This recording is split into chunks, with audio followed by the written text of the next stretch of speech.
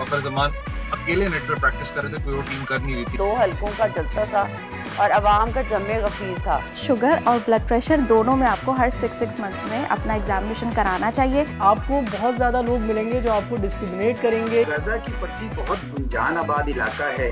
मोहल्ले की वो छत और मेरे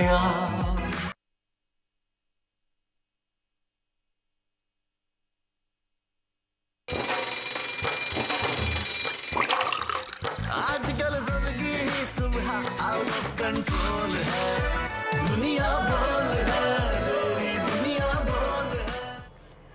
अस्सलाम वालेकुम नाज़रीन, प्रोग्राम में आपको खुश आमदेद कहेंगे। सुबह खैर, गुड मॉर्निंग और दुनिया बोल है से मैं आपकी खिदमत में हाजिर हूँ सहरिश ज़ुहैब और मेरे साथ मौजूद हैं फ़हीम खान।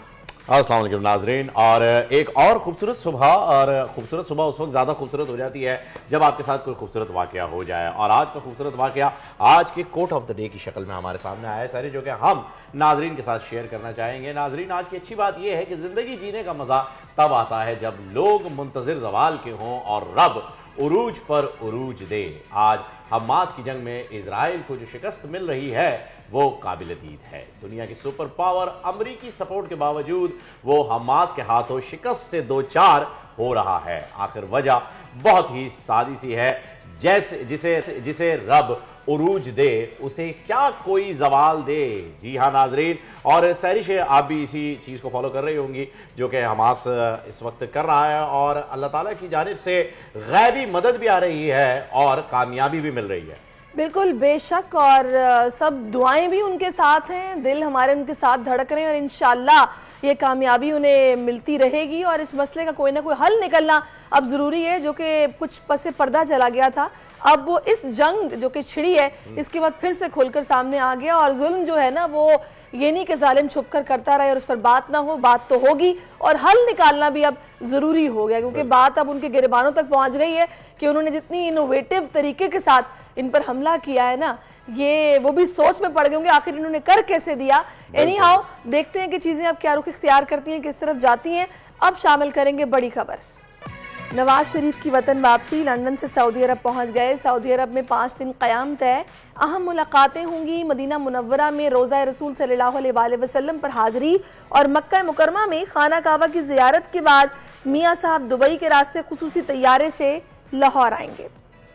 गजा पर इजरायली फ़िज़ाइया की बदतरीन बमबारी, फ़लस्तीनी शहादतों की तादाद 1200 हो गई। अरब दुनिया भी मुतहर्रिक, ईरानी सदर इब्राहिम रईसी और सऊदी वली अहद शहजादा मोहम्मद बिन सलमान का राब्ता मामले में बड़ी पेशरफ्त है। वर्ल्ड कप का सबसे बड़ा टकरा, कौमी टीम भारतीय सुरमाओं को पछाड़ने अहमदाबाद पहुंच गई।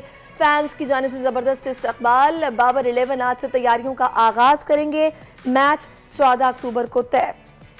और पुरानी जीन्स और गिटार की शोहरत की बुलंदियों तक पहुंचने वाले अली हैदर की म्यूजिक इंडस्ट्री में वापसी। नया गाना ढोलन यार अमेरिका में रिलीज, आज दुनिया बोल है के मेहमान होंगे। ये है जनाब वो तमाम बड़ी खबरें जिन पर डिटेल में बातचीत होगी और अली हैदर से जाहिर है मुलाकात भी होगी, वो भी काफी अरसे बाद। तो बड़ा आपका फेवरेट सॉन्ग कौन सा है अली हैदर का? कॉलेज के दिन उनका एक था ना वो पुरानी जीन्स और गिटार। हाँ बिल्कुल, हाँ, वही वो बड़ा मजे का है। वो आज भी बहुत अच्छा लगता है, हालांकि बहुत पुराना हो गया। खैर, उनसे मुलाकात का मुझे भी बहुत इश्तियाक है, तो आज इंशाल्लाह करेंगे हम। तो दूसरा जनाब अब ट्रेंड्स की तरफ आते हैं, तो हैशटैग तूफान अल-अक्सा ये अब तक ट्रेंड कर रहा है, और इस ट्रेंड में जनाब तकरीबन 3,34,000 सारिफीन ने ट्वीट्स किए हैं। इजरायली बमबारी का छठा रोज़ है जबकि इजरायली बमबारी से गजा मलबे का ढेर बन गया है। वहशियाना बमबारी से शहादतों की तादाद 1,128 हो गई है और 10 अस्पताल और 48 स्कूल मुकम्मल तौर पर तबाह हो गए हैं। काबिज फौज ने गाजा की नाकाबंदी करके खुराक और पानी की फराहमी बंद करके बिजली की फराहमी भी मुअत्तल कर दिया। दूसरी जानिब हमास की रॉकेटों की बारिश से इजराइल परेशान है और अब तक 22 अमरीकी शहरियों समेत इजरायली हलाकतों की तादाद 1200 से तजावुज़ कर गई है। तो जनाब ये सूरत हाल और तकरीबन 3,34,000 ट्वीट्स पर हो चुके हैं। बिल्कुल ऐसा ही है नाजरीन, और इस वक्त इजराइल का फ़लस्तीन का बच्चा जो है वो इजराइल के खिलाफ खड़ा हुआ है सीसा पिलाई दीवार बन के। और बहुत सारी वीडियोस आपके सामने भी आ रही होंगी, सारी यकीनन आपने भी देखी होंगी कि छोटे छोटे बच्चे जो हैं वो उन सफाक फौजियों के सामने झंडे जो हैं वो लहरा रहे हैं। और इंशाअल्लाह ताला हमारी दुआ है, तमाम मुस्लिम उम्मा की दुआ है, हर मुसलमान की दुआ है कि फ़लस्तीनियों की मदद हो और फतह उनके नसीब में आए इंशाअल्लाह। अगले हैशटैग की जानिब बढ़ेंगे जो कि है हैशटैग इंडिया वर्सेस अफगानिस्तान। भाई बड़ा ही मजाका खेज है चुका है। 1,94,000 जो है वो इसके ऊपर ट्वीट्स हो चुके हैं। अफगानिस्तान भी ट्रेंड में शामिल हो गया है। भाई ये भी दिन भी हमने देखना था। वर्ल्ड कप के इस मैच में जो कि नवा मैच था, अफगानिस्तान को शिकस्त तो दे दी है भारत ने। 273 रन का हदफ 2 विकेटों के नुकसान पर बआसानी हासिल कर लिया। रोहित शर्मा ने 131 रन की इनिंग खेली जो कि बहुत ही अच्छी इनिंग थी, जिसके अंदर ज्यादा क्रेडिट जाता है अफगानी प्लेयर्स को, स्पेशली नबी को, क्योंकि उन्होंने बेहतरीन किस्म का एक कैच रोहित शर्मा का ड्रॉप किया था जो कि बड़ा ही इजी सा था। और ट्रेंड होने की एक खास वजह यह भी है कि अफगानिस्तान ने जिस तरीके से फील्डिंग की है, लोगों का कहना यह है, सार्फिन का कहना यह है, नेटिजन्स का कहना यह है कि भाई मैच खेलने की जरूरत ही क्या थी, टॉस के जरिए कर लेते, बल्कि टॉस में भी आपके जीतने का ज्यादा चांस था। आप कुछ भी करके मतलब नंबरिंग शंबरिंग करके, अच्छा वैसे ये तो कुछ भी करे, पुगम कर लेते, प्रिडिक्टेबल था। ये प्रिडिक्टेबल था, मुझे भी पता था कि इंडिया जो है वो ये मैच जीतेगा ही जीतेगा। तगड़ी टीम चल रही है इंडिया की भी। नहीं सर, तगड़ी टीम नहीं है, ना ही इंडिया ने मैच ये जीतने की बात हो रही है। ठीक है, आपका कोई कंपैरिजन नहीं है, अफगानिस्तान से बहुत अच्छी टीम है, लेकिन जो रन रेट आपने बढ़ाने के लिए अफगानिस्तान को पता नहीं किस तरीके से इतना राम किया, कैसे किया कि अफगानिस्तान के बेहतरीन बॉलर्स राशिद नहीं चल सके, और उसके बाद नवीन नहीं चल सके, फिर उसके बाद कैच ड्रॉप, फिर उसके बाद आप मिस फील्ड, ये सारी चीजें जब आप मैच में देख रहे होते हैं ना तो आपको पता चल जाता है क्या क्या कुछ ऑलरेडी प्लान था या क्या वजह थी या जो भी था। ये क्रिकेट एक्सपर्ट भी हमारे साथ होंगे, आगे चल के उनसे भी पूछेंगे। एनी हाउ, तीसरा ट्रेंड इस वक्त रिजवान कौमी क्रिकेटर जो कि ट्रेंड में शामिल है।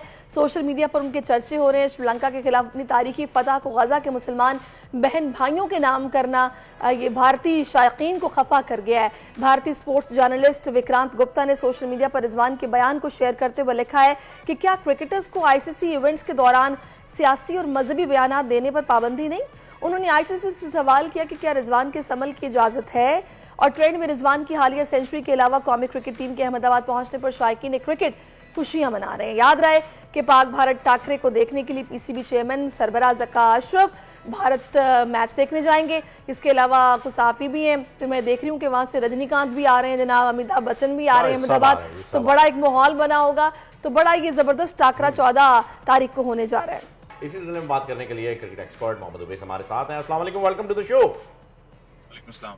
अच्छा उवैस, सबसे पहले तो ये बताइएगा, अच्छा आज आप आउटिंग पे निकले हुए हैं माशाल्लाह, हमने आपको डिस्टर्ब कर दिया मुझे लग रहा है। मुझे ये बताइएगा उवैस कि इसके इस वक्त मैच की तैयारियों पे तो सबका ध्यान है, टीम भी पहुंच चुकी है अहमदाबाद। प्लेइंग जो कि हमारा ओपनिंग ऑर्डर है वो श्रीलंका के मैच में चेंज हुआ, और अब नेटिजन्स की ख्वाहिश ये है, आवाम की ख्वाहिश ये है कि इमामुल हक की जगह फखर और अब्दुल्ला से जो है वो ओपनिंग कराई जाए। आपको क्या लगता है ये कॉम्बिनेशन क्या बाबर करने जाएंगे, और अगर करने जाएंगे तो क्या ये कामयाबी की जानिब बढ़ सकता है? देखिए चीजें तो आपको पता है कि फखर जमान की अगर मैं बात करूं तो आपको याद होगा कि फखर जमान टीम में मौजूद थे, कुछ चेंजेस का प्लान नहीं था टीम का, लेकिन मैच से कुछ थोड़ी देर पहले फखर जमान को बताया गया कि आप जो आज का मैच नहीं खेलेंगे, अब्दुल्ला शफीक को हम लेके आ रहे हैं। एक अच्छी बात है कि आपने अब्दुल्ला शफीक को लेके आपने उनकी इंटेंट भी देखी। फिर सबसे जो अच्छी बात मुझे लगी, जहां पर आपका जो स्पिन के खिलाफ जो अपना अटैक है वो बिल्कुल वीकलिंग नजर आता है, लेकिन Abdullah Shafique use of the feets बहुत अच्छा करते हैं। आपने पिछले मैच में भी देखा कि उन्होंने जबरदस्त स्कोर किया था। रहा इमामुल हक का सवाल, मुझे याद है कि इमामुल हक के मैं स्टैट्स पढ़ रहा था, तो जो 8 या 16 इनिंग्स हैं उनके अंदर इमामुल हक ने अभी तक अपना 15 से 16 फिगर टच ही नहीं किया, उससे क्रॉस ही नहीं किया अभी तक, कि उनका इतना वीक लिंक जा रहा है बैटिंग के अंदर, जो कि मसला भी पाकिस्तान के लिए आगे जाके वर्ल्ड कप के अंदर बनेगा। लोग तो बात कर रहे हैं कि फखर जमान को आप लें, अब्दुल्ला शफीक को लें, लेकिन इतना बड़ा मैच जब होता है, जब इंडिया के खिलाफ आपने खेला, ट्रैक रिकॉर्ड अभी बल्कि आप खुद ही प्रोग्राम में स्टार्ट में आप बता रहे थे, तो आपका ट्रैक रिकॉर्ड इतना अच्छा नहीं है वर्ल्ड कप में इंडिया के खिलाफ, तो ज्यादा चेंजेस से आपका टीम कॉम्बिनेशन जरूर डिस्टर्ब होता है। जो एक विनिंग कॉम्बिनेशन होता है आप उसको कैरी करते हैं। अच्छी बात हुई कि श्रीलंका वाले मैच में एटलीस्ट वो जो आपके ऊपर एक बोझ था या आप कर सकते हैं, जो कि आपको एक विन चाहिए थी ऐसी, ताकि आप वापस कॉन्फिडेंस पे पटरी पे हैं। इंडिया से आप बुरी तरह हारे थे, श्रीलंका से आप हारे थे एशिया कप में, इस विन ने आपको बूस्ट किया। यहाँ पर थोड़ा बहुत मैं कहता हूँ कि अहमदाबाद की विकेट जोन सी वो ज्यादा सपोर्टिव बैटिंग के लिए, इतना ज्यादा बिल्कुल सपोर्टिव जो है वो बैटिंग के लिए है। कनेक्शन हमारा कुछ डिस्कनेक्ट बचा।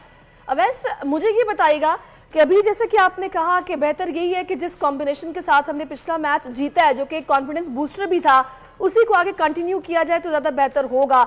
लेकिन स्पेशली अगर बात बाबर की अपनी की जाए या इमामुल हक की जाए, जो ओपनिंग बैट्समैन में शामिल हैं, इनका फिर क्या होगा? ये तो नहीं चल कर दिए थे, आगे फिर इनसे क्या एक्सपेक्टेशन रखी जाए?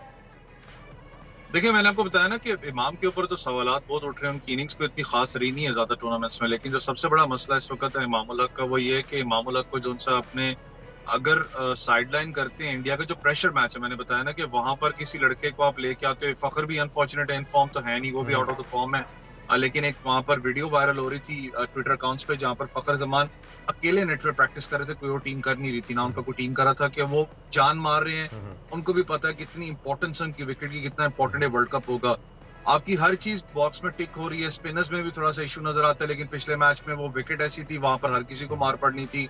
आपके पेसेस के अंदर आप देखेंगे थोड़ा बहुत वो जो जेलअप यूनिट था वो टूट चुका है, तो टीम जो उनकी इस वक्त बैकिंग की जरूरत है, इनको कॉन्फिडेंस की जरूरत है। तीनों शोबों के अंदर आपको इस वक्त कहीं ना कहीं मसाइल नजर आते हैं, लेकिन इतने बड़े मैच के अंदर जब आप चेंजेस पे जाते हो तो वो आपकी टीम के अगेंस्ट होता है। मुझे पता है कि मेरा भी ख्वाहिश होती है कि यार चलो अब्दुल्ला शफी के साथ फखर जमान एक right and left hand combination हो जाए, अब फखर को शायद ऐसा कोई एंड पे बंदा चाहिए जो कि थोड़ा सा रोटेट द स्ट्राइक करो, क्योंकि हमारा एक मसला भी ये रहा है कि जब आप रोटेट द स्ट्राइक नहीं करते हो प्रेशर आप पे आता है। फखर जमान वो बैट्समैन है जो कि माजी में जो खेलते हुए आए हैं वो एग्रेसिव खेलने वाले हैं, वो बैट्समैन नहीं होंगे जो कि आप कहोगे कि वहां जाके। उवैस, अगर आपकी राय भी अगर नेटिजन्स के साथ ही जा रही है, यही तासुर है कि जी फखर और अब्दुल्ला को जो है वो ओपन करना चाहिए, इसके साथ साथ ये भी बताइएगा कि इंडिया ने जो जितनी भी अपने मैचेस रखे हैं, जाहिर सी बात है होम ग्राउंड एडवांटेज लिया है और हर टीम के हिसाब से ही अपने आप को जो है वो सेट किया है। जैसे कि हमने ऑस्ट्रेलिया का मैच भी देखा था इंडिया के साथ, किस तरीके से उन्होंने 200 पे जो है वो रिस्ट्रिक्ट कर दिया था और उसके बाद बड़ा ही मुश्किल हो गया था उनके लिए भी, शुरू के अंदर काफी विकेटें गिरी, लेकिन अपने हिसाब से सेट किया हुआ मैच लग रहा था, पिच सेट की हुई लग रही थी। अब जो पाकिस्तान के साथ मैच होने जा रहा है अहमदाबाद में, आपको क्या लगता है कि इंडिया के पास तो उनकी स्ट्रेंथ जो है स्पिन है, हम यहां पर बहुत ही जबरदस्त तरीके से लैक करते हैं अपने स्पिन डिपार्टमेंट में, क्या लगता है क्या कॉम्बिनेशन होना चाहिए इस वक्त स्पिन का? देखिए, बड़ा एक मुश्किल सवाल है, क्योंकि लोग कहते हैं कि आप अपना शादाब अहमद को अगर आप बिठा दें, ऑब्वियसली मैं भी कभी ये बात करता हूँ कि सितारे से बड़ा तो कोई नहीं, मुल्क से तो बड़ा कोई प्लेयर नहीं है। आपको जब वो लड़का चाहिए जो कि परफॉर्म कर रहा हो, उसने टीम का हिस्सा बनना होता है। लेकिन मैंने दो चीजें यहाँ पर देखें, गुस्सा होता है, बाकी मामला है, लेकिन उसामा मीर को आप ले, मैं खुद भी सख्त में होता है, उसामा मीर ऐसा बॉलर है जो कि आपको सपोर्ट उन विकेट्स पे कर सकता है। लेकिन मैंने जो बात बताई कि आपको इंडिया के खिलाफ खेलना है और अहमदाबाद में खेलना है, आपको सीनियर कैंपेनर्स चाहिए और वो लड़के चाहिए जो कि पहले ही स्क्वाड के अंदर खेल रहे हो, क्योंकि जिस नए लड़के को आप लेके आते हो यहाँ पर देखिए उसके ऊपर भी तो आप एक बाजी लगाते हो ना कि यार या तो परफॉर्म कर जाएगा या वो अपना खुदा न खास्ता फ्लॉप हो जाएगा। और लेकिन जो इंडिया का मैच होता है पाकिस्तान का, आप हिस्ट्री उठा के देख लें दोनों टीम्स की तरफ से, ये वो मैच होता है जहां पर कैरियर आपका बनता भी और कैरियर आपका तबाह भी हो जाता है पूरी जिंदगी के लिए, आप वापस टीम में नहीं आते हो। तो ये दो चीजें यहाँ पर चल रही होती हैं। स्पिन बॉलिंग ऑप्शन का रहा सवाल, देखिए अहमदाबाद की मैंने विकेट बताया ना कि बैट्समैन को ज्यादा सूट करती है, लेकिन वहां पर स्पिनर्स जो हैं वो भी कहीं ना कहीं रोल प्ले बहुत ज्यादा करते हैं। और कुलदीप यादव की बात करें, चाहे जडेजा जिस फॉर्म में आपको देखा होगा, अश्विन को देखा होगा, 3 पे स्पिनर्स पे ज्यादा वो बैंक करती है इंडिया टीम, यहाँ तक कि बुमराह पे भी करती है। बुमराह और सिराज भी आपको पता बड़ा एक अच्छा कॉम्बिनेशन चल रहा है। तो आपके जो बैट्समैन है, कल अफगानिस्तान का जो मैच हुआ था वो तो मजाक से ज्यादा नहीं था मेरे लिए भी, मैं कहता हूँ, लेकिन मुझे थोड़ी सी जब अफगानिस्तान बैटिंग कर रहा था, आपको पता होगा हशमत ने कल स्कोर किया, उसके बाद उनके जो दूसरे बैट्समैन उनको जो फास्ट बॉलर उनको प्रमोट करके वो नीचे लेके आए थे, उन्होंने कल अच्छी एग्रेसिव स्टार्ट किया था। तो मुझे एक चीज नजर आ रहा था कि अगर आप कुलदीप यादव हो जाएं या जडेजा हो जाए, उनको सेट ना होने दें, जो हमारा इशू रहा है कि हम लोग रोटेट नहीं करते स्ट्राइक को, हम लोग एकदम स्टक अराउंड हो जाते हैं, तो वो प्रेशर आप पे बनाता है, आपके बैट्समैन पे बनाता है। इंपॉर्टेंट इनिंग्स आपके फिर ओपनर्स पे मुझे अवैस ये बताएगा कि ऑन ग्राउंड जब हम देख रहे होते हैं कि भी पिट ट्रैक बॉलर, हम लोग on the spot decision making है पता नहीं कुछ डिले कर देते हैं, हम ओवर पूरा करवा रहे होते हैं बस, और उसके बाद बस बॉल्स तो वो जो जाया होनी होती हैं वो हो जाती हैं। ये कैप्टनसी इसमें कितना मैटर करती है? जब आपको ग्राउंड में नजर आ रहा हो कि चीजें अपने हक में नहीं जा रही हैं, खराब हो रही हैं, तो कैसे फिर उधर हमें डिसीजन मेकिंग करना होती है? देखिए, आपके टीम कैप्टन के साथ आपका थिंक टैंक सारा बैठा होता है, एनालिस्ट बैठे होते हैं, उनको पता होता है कि ये बॉलर अगर आप बैटिंग कर रहे हो सपोज आपके, उनको पता होता है कि ये बॉलर का ये स्ट्रॉन्ग विंकल है, यहाँ पर आपका बैट्समैन जो सा वो गलती करा। आपने देखा होगा जब पानी की ब्रेक होती है या ग्लव्स देने के बहाने, तो आपको मैसेजेस वहां पर पहुंच रहे होते हैं कि आपका क्या इस वक्त चल रहा है, क्या मामला चल रहा है, क्या नहीं चल रहा।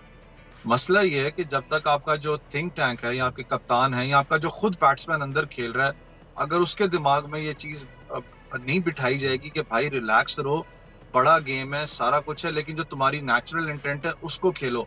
फखर जमान का मसला ये रहा है, फखर जमान जब बैटिंग करते आते थे, जब आपने उनके ऑस्ट्रेलिया के खिलाफ इनिंग्स देखी है, साउथ अफ्रीका के खिलाफ देखी है, मैं पहली इनिंग्स की बात करूं जहां परफॉर्म किया है, वो एक एग्रेसिव इनिंग्स थी। वहां पर वो आते थे, जो उनका काम था दूसरी टीम को डेंट पहुंचाना पावर प्ले के अंदर, वो टोटली इंडिया के खिलाफ भी वो बड़े स्ट्रांग रहे हुए स्टार्टिंग में। टोटली चेंज हो चुका है ना फखर जमान। मुझे नहीं पता डॉट बॉल्स कब से फखर जमान खेलने लग पड़े। मैं वकार यूनिस की बात कोट कर रहा हूँ, तो जब पता नहीं कौन सी सीरीज थी या सॉरी वर्ल्ड कप का वार्म अप मैच था, मुझे याद नहीं, उसमें उन्होंने एक बॉल पे छक्का मारा, अगली बॉल फिर डॉट खेली, तो वकार यूनिस का स्टेटमेंट था, उन्होंने कहा नहीं ये गलत है, बैट्समैन को रोटेट करनी पड़ती है स्ट्राइक, आप अपने ऊपर प्रेशर डाल रहे हो, आप नीचे प्लेयर्स के ऊपर प्रेशर डाल रहे हो। इस वक्त सबसे बड़ा मसला ही आपका ये था ना। बिल्कुल यही है कि जी आप डॉट बॉल जितना खेलेंगे और सिंगल डबल रोकते रहेंगे और चौके छक्के के लिए इंतजार करते रहेंगे, तो फिर बॉलर जो है वो सेट हो जाते हैं। Thank you so much Awais, आप हमारे साथ थे। यकीनन हमारी दुआ तो है कि इंशाल्लाह पाकिस्तान जीते, दुआ करते रहेंगे। आगे देखते हैं टीम क्या खेलती है इंशाल्लाह। और अगली खबर जो है ना वो भी दुआओं वाली है कि मियां साहब वापस आ रहे हैं, तो दुआएं उनके साथ हैं, खैर आफियत से वापस आए खुशी खुशी। तो वतन वापसी का सफर उनकी शुरू हो गया है। वो आज लंदन से सऊदी अरब पहुंचे हैं और नवाज शरीफ कल रात को पाकिस्तानी वक्त के मुताबिक 8:30 बजे लंदन की एवनफील्ड रिहाइशगाह से हीथ्रो एयरपोर्ट पहुंचे थे और एयरपोर्ट पर Pakistani high commissioner doctor Mohammad Faisal ने नवाज शरीफ को अलविदा किया और अब वो सऊदी अरब में हैं। यहाँ से 5 दिन क़याम के बाद वो फिर अहम मुलाकातें भी करेंगे, फिर हाज़िरी देंगे, मदीना मुनव्वरा जाएंगे, ज़ियारत करेंगे खाना काबा की, और 17 या 18 अक्टूबर को नवाज शरीफ दुबई होंगे, दुबई में अहम मुलाकातें होंगी। उसके बाद वो दुबई से खुसूसी तैयारी के जरिए लाहौर उनकी आमद होगी। इसी पर बात करने के लिए नून लीग की सीनियर रहनुमा माइज़ा हमीद साहिबा वो हमें ज्वाइन कर चुकी हैं। अस्सलाम वालेकुम माइज़ा साहिबा, आपके वक्त के लिए और बहुत शुक्रिया कि आपने हमारे लिए टाइम निकाला। सबसे पहले तो मुझे ये बताएगा कि कुछ इख्तलाफात की खबरें सामने आ रही हैं नून लीग में, स्पेशली ये इस्तकबाल को लेकर, तैयारियों को लेकर। फिर ये भी कहा गया कि कुछ रिस्पांस वैसा नहीं मिल रहा था अवाम की तरफ से, तभी ये जलसे भी मनसूख करने का कहा गया। हकीकत क्या है? बिस्मिल्लाहिर्रहमानिर्रहीम, PMLN जो है जलसे पहली दफ़ा नहीं कर रही। PMLN जलसे हमेशा करती है, बड़े स्ट्रॉन्ग जलसे होते हैं, बहुत लोग आते हैं। और आपने देखा कि जब शहबाज शरीफ साहब गए थे अपने शहर में जो है, उन्होंने उस वक़्त भी एक बहुत इनॉर्मस किस्म की रिस्पांस थी आवाम की तरफ से। और जो राइवेंट का जलसा था उसमें जो मर्जी जो हैं वो लोग कहें, लेकिन लोग बहुत ज़्यादा थे, 2 हलकों का जलसा था और आवाम का जमे गफ़ीर था। तो ये कहना कि जी जलसे कैंसिल किए, जलसे कैंसिल नहीं किए, हर जगह जलसे हो रहे हैं, पाकिस्तान में तैयारियां हो रही हैं, आवाम जो है वो पुरजोश है, हर इलाके में कन्वेंशन हो रही हैं, हर विंग वो तैयारियां कर रहा है मियां नवाज शरीफ के आने की। तो जिस तरह ये गलत खबर फैलाई जा रही थी कि मियां नवाज शरीफ साहब शायद आए या ना आए, और अब आपको 100% श्योर हो गया इंशाल्लाह वो आएंगे, तो इसी तरह जो है ये गलत फहमी फैलाई जा रही है। कोई भी माइज़ा साहिबा गलतफहमी दूर हो गई है और अब जो है वो लाहौर में बहुत जल्द ये नारे हम सुन सकते हैं कि जी देखो देखो कौन आया शेर आया के नारे जो हैं वो लाहौर में बहुत जल्द सुनेंगे हम। ये गलतफहमी दूर हो गई है। सबसे पहले आप तमाम नून लीगी वर्कर्स को मुबारक हो जी, काफ़ी अरसे बाद सेहत याब होकर आपके कायद खैर खैरियत से वापस आ रहे हैं, इंशाल्लाह वापस पहुंच जाएंगे। मुझे ये बताइएगा माइज़ा साहिबा कि क्या रहेगा तरीक़ाकार कानूनी जो उनके मामलात हैं उसका, वो पहले जलसागाह आ रहे हैं या कोर्ट जा रहे हैं? कुछ अपडेट अगर आपके पास है तो हम चाहेंगे कि आवाम तक पहुंचाइए। देखिए, उनकी कानूनी टीम जो है वो पूरी तरह आगाह है कि उनकी कानूनी पेचीदगियाँ क्या हैं, तो ये चीज़ जो है वो हैंडल कर रहे हैं। प्रोग्राम इंशाल्लाह ये है कि मियां नवाज शरीफ साहब लैंड करेंगे और अवाम जो है मीनार पाकिस्तान में उनका वेलकम करेगी, मियां नवाज शरीफ साहब उनको एड्रेस करेंगे और ये हिफाजती ज़मानत लेके आएंगे। और उसके बाद जो है जो कानूनी पेचीदगियाँ हैं उनको जो है वो हैंडल करने के लिए मियां नवाज शरीफ साहब जो है वो जहाँ मर्जी जो मर्जी कोर्ट बुलाएगा वो वहाँ जाएंगे। मियां नवाज शरीफ ने हमेशा आइन और कानून की बालादस्ती और एहतराम किया है। 300 पेशियाँ उन्होंने और उनकी बेटी ने ही जो है नैब में जो है वो रोज़ जाते थे। तो मैं ये समझती हूँ कि आइन और कानून का हम पूरी तरह एहतराम करते हैं और आइन और कानून के हम सारे जो इश्यूज हैं वो हैंडल करेंगे। इसमें कोई ऐसी बात, मियां नवाज शरीफ साहब जो हैं उनको ये याद रखने वाली है कि मियां नवाज शरीफ साहब के ऊपर गलत और झूठे केसेस बने हुए हैं। तो ये गलत और झूठे केसेस जो हैं इनकी कोई बुनियाद नहीं है। सही, बिल्कुल माइजा साहिबा। अब जाहिर है कानूनी मामलात जो हैं वो कानूनी तरीके से जंग लड़ी जाती है और वो एक तहफ़्फ़ुज़ के साथ ही वापस तशरीफ़ लेकर आएंगे। अच्छा, इस वक्त जो सूरत हाल है माइजा साहिबा, कौम इस वक्त महंगाई से शदीद परेशान है। आप जानती हैं इससे पहले जब मियाँ साहब ने इलेक्शन लड़ा था तो वो लोड शेडिंग के खिलाफ उन्होंने कहा था कि मैं बहरानों का हल निकालूंगा। अवाम ने उन्हें मौका भी दिया, वो आए। उसके बाद एक और इलेक्शन हुआ, वो करप्शन की बेस पर लड़ा गया। अब महंगाई का जो बयानिया है ये बड़ी इंपॉर्टेंस रखता है। तो आप लोग क्या इस हवाले से सोच रहे हैं? मियाँ साहब क्या रोड मैप लेके आ रहे हैं? क्योंकि अभी तो यही एक फील आ रही है कि मियाँ साहब आएंगे तो ये मुल्क इस मसले से निकलेगा बाहर। देखिए, 2013 में नवाज शरीफ साहब आए, उस वक़्त जो है 18 घंटे लोड शेडिंग होती थी और महंगाई जो है आसमानों को जो है वो छू रही थी। इदारे जो हैं वो मफलूज हो चुके थे और पाकिस्तान में हर वक्त जो है वो टेररिस्ट अटैक होते थे, कोई पता नहीं होता था, कोई लीडर जो है कहीं शहीद हो जाता था। बात यह है कि मियां नवाज शरीफ साहब आए, उन्होंने 2013 से जो 3 साल हुकूमत गुजारी, जिससे पहले उनको इंतकामी तौर पर नाअहल किया गया, उस वक़्त 5 रुपए की रोटी थी, अब 40 रुपए की हो गई है। तो साहब ने महंगाई हटी, 14,000 मेगावाट ने नेशनल ग्रिड में डाला था। हम लोग GSP प्लस में चले गए थे, ग्रे लिस्ट से निकल गया था। ये सारी चीज़ें मियां नवाज शरीफ साहब ने की थी और 3 साल के छोटे अरसे की थी। मियां नवाज शरीफ साहब हमेशा अवाम का और कौम का सोचते हैं और हम लोगों को रियासत बचाना जो है वो हम समझते हैं इम्पोर्टेंट। और मियां नवाज शरीफ साहब ये नहीं आ रहे, इस अवाम के लिए आ रहे हैं। अवाम है कि मियां नवाज शरीफ जैसा लीडर ही पाकिस्तान को बचा सकता है। अच्छा, वैसे माइजा साहिबा, इससे पहले जैसा कि आपने बताया कि भाई फेक न्यूज़ बिला वजह फ्लोट कर दी गई कि मियां साहब को रोका जा रहा है या मियां साहब नहीं आ रहे, उसी तरह कुछ ऐसी खबरें भी गर्दिश में रही हैं कि जी कोई डील हो गई है और मियां साहब को कॉन्फिडेंस है तो मियां साहब इस वजह से भी अब बेबाक होकर तशरीफ़ लेकर आएंगे। क्या नून लीग को इस तासुर को ज़ायल करना पड़ेगा? ये खबर जिसने भी फ्लोट की है, जैसे भी करवाई गई। देखिए, सच में बहुत से लोग झूठी खबरें फैलाते हैं ताकि जो दुश्मन होते हैं वो ये काम करते रहते हैं। हम लोग पहली दफ़ा मियां नवाज शरीफ साहब सियासत में नहीं आए, वो 3 दफ़ा प्राइम मिनिस्टर बन चुके हैं, तो उनको पता है कि ये चीज़ें चलती रहती हैं, ये प्रोपेगेंडा चलता रहता है। लेकिन जब आपको पता है, मैं एग्जांपल दूंगी कि सूरज निकलेगा तो सबको नज़र आ जाएगा। तो मैं ये समझती हूँ कि इन चीज़ों का जवाब यही है कि मियां नवाज शरीफ साहब आएंगे, उनको बड़ा पुरजोर तरीके से पाकिस्तान वेलकम करेगा और फिर ये सारों की मेरा ख्याल है बातें और प्रोपेगेंडा चुप हो जाए, खामोश हो जाएगा। सही। अच्छा माइजा साहिबा, एक चीज़ और भी मुझे बताएगा, आप लोगों के इत्तेहादी रहे हैं, PDM का वेंचर था जिसमें पीपल्स पार्टी वाले, लेकिन अब वो बार बार आपसे एक ही शिकवा कर रहे हैं कि आप लोग लेवल प्लेइंग फील्ड नहीं दे रहे। तो क्या आप लोग मुनासिब समझेंगे कि इलेक्शन से पहले उनका शिकवा दूर किया जाए? क्या पता बाद में आपको उनकी ज़रूरत पड़ जाए और इत्तेहाद बना के हुकूमत अमल में आए। देखिए, मियां शहबाज शरीफ साहब, लोग तो कहते हैं 16 महीने की हुकूमत थी, मिले में तो जो सारी पॉलिटिकल चीज़ें हैं जो उनके साथ चली, पीपल्स पार्टी उन चले, शिकवा किया किसी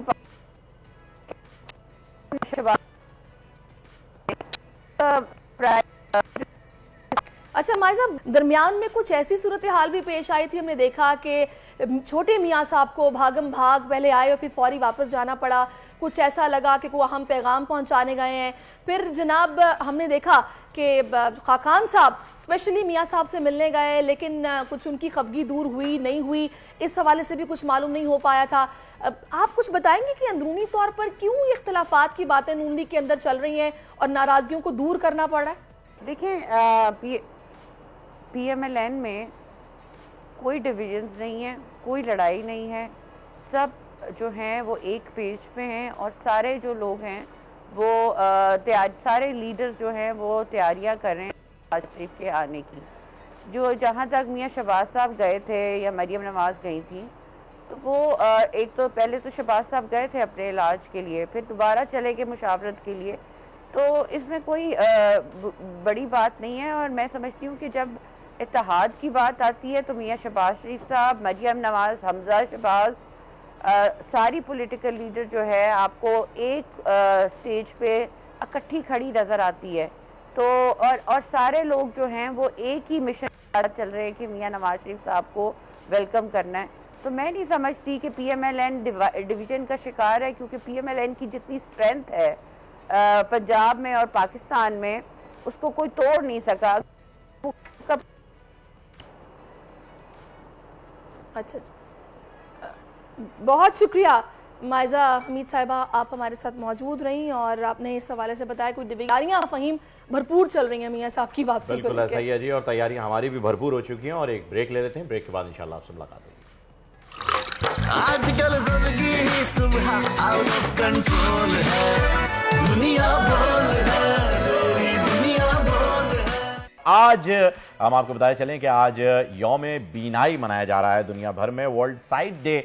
जब आप अपनी आंखों को इस्तेमाल करते हैं, जो कि हर वक्त ही इस्तेमाल रहती हैं जब तक आप जागते हैं, सबसे ज़्यादा यूज़ होने वाला आपका जो है समझ लीजिए एक ऑर्गन है। और इसी के मुनासबत से कि इसे किस तरीके से और कितने एहतियात के साथ इस्तेमाल करना चाहिए, आज हमारी कोशिश रहेगी कि हम बात करें। हमारे साथ डॉक्टर अफीफ़ा भी स्टूडियो में मौजूद हैं, लेकिन उनके साथ साथ एक और पर्सनैलिटी हमें ज्वाइन कर चुके हैं और मैं चाहूँगा कि पहले उनका भी तारुफ आपसे करवा दिया जाए। उनका नाम अहमद रजा अंसारी है, जो कि कंप्यूटर टेक्निकल स्किल्स में महारत रखते हैं, जिसमें HTML, जावा, C++ सारी लैंग्वेजेस, जिसके ऊपर वो ना सिर्फ वेबसाइट्स बनाते हैं बल्कि एप्लीकेशंस भी बनाते हैं और AI टूल्स भी इस्तेमाल करते हैं। साथ साथ चैट GPT को चैलेंज भी कर चुके हैं। अभी उन्होंने ऑफर मुझे बताया है, ऑन एयर भी आपको बताएंगे कि किस वजह से वो ये कह रहे हैं कि ये यूजफुल इतना टूल नहीं है। खैर, इन दोनों से आपकी मुलाकात कराएंगे और वेलकम करते हैं इन दोनों को शो में। Ahmad, welcome to the show. Afifa, doctor Afifa, आपको भी खुशामदीद शो में।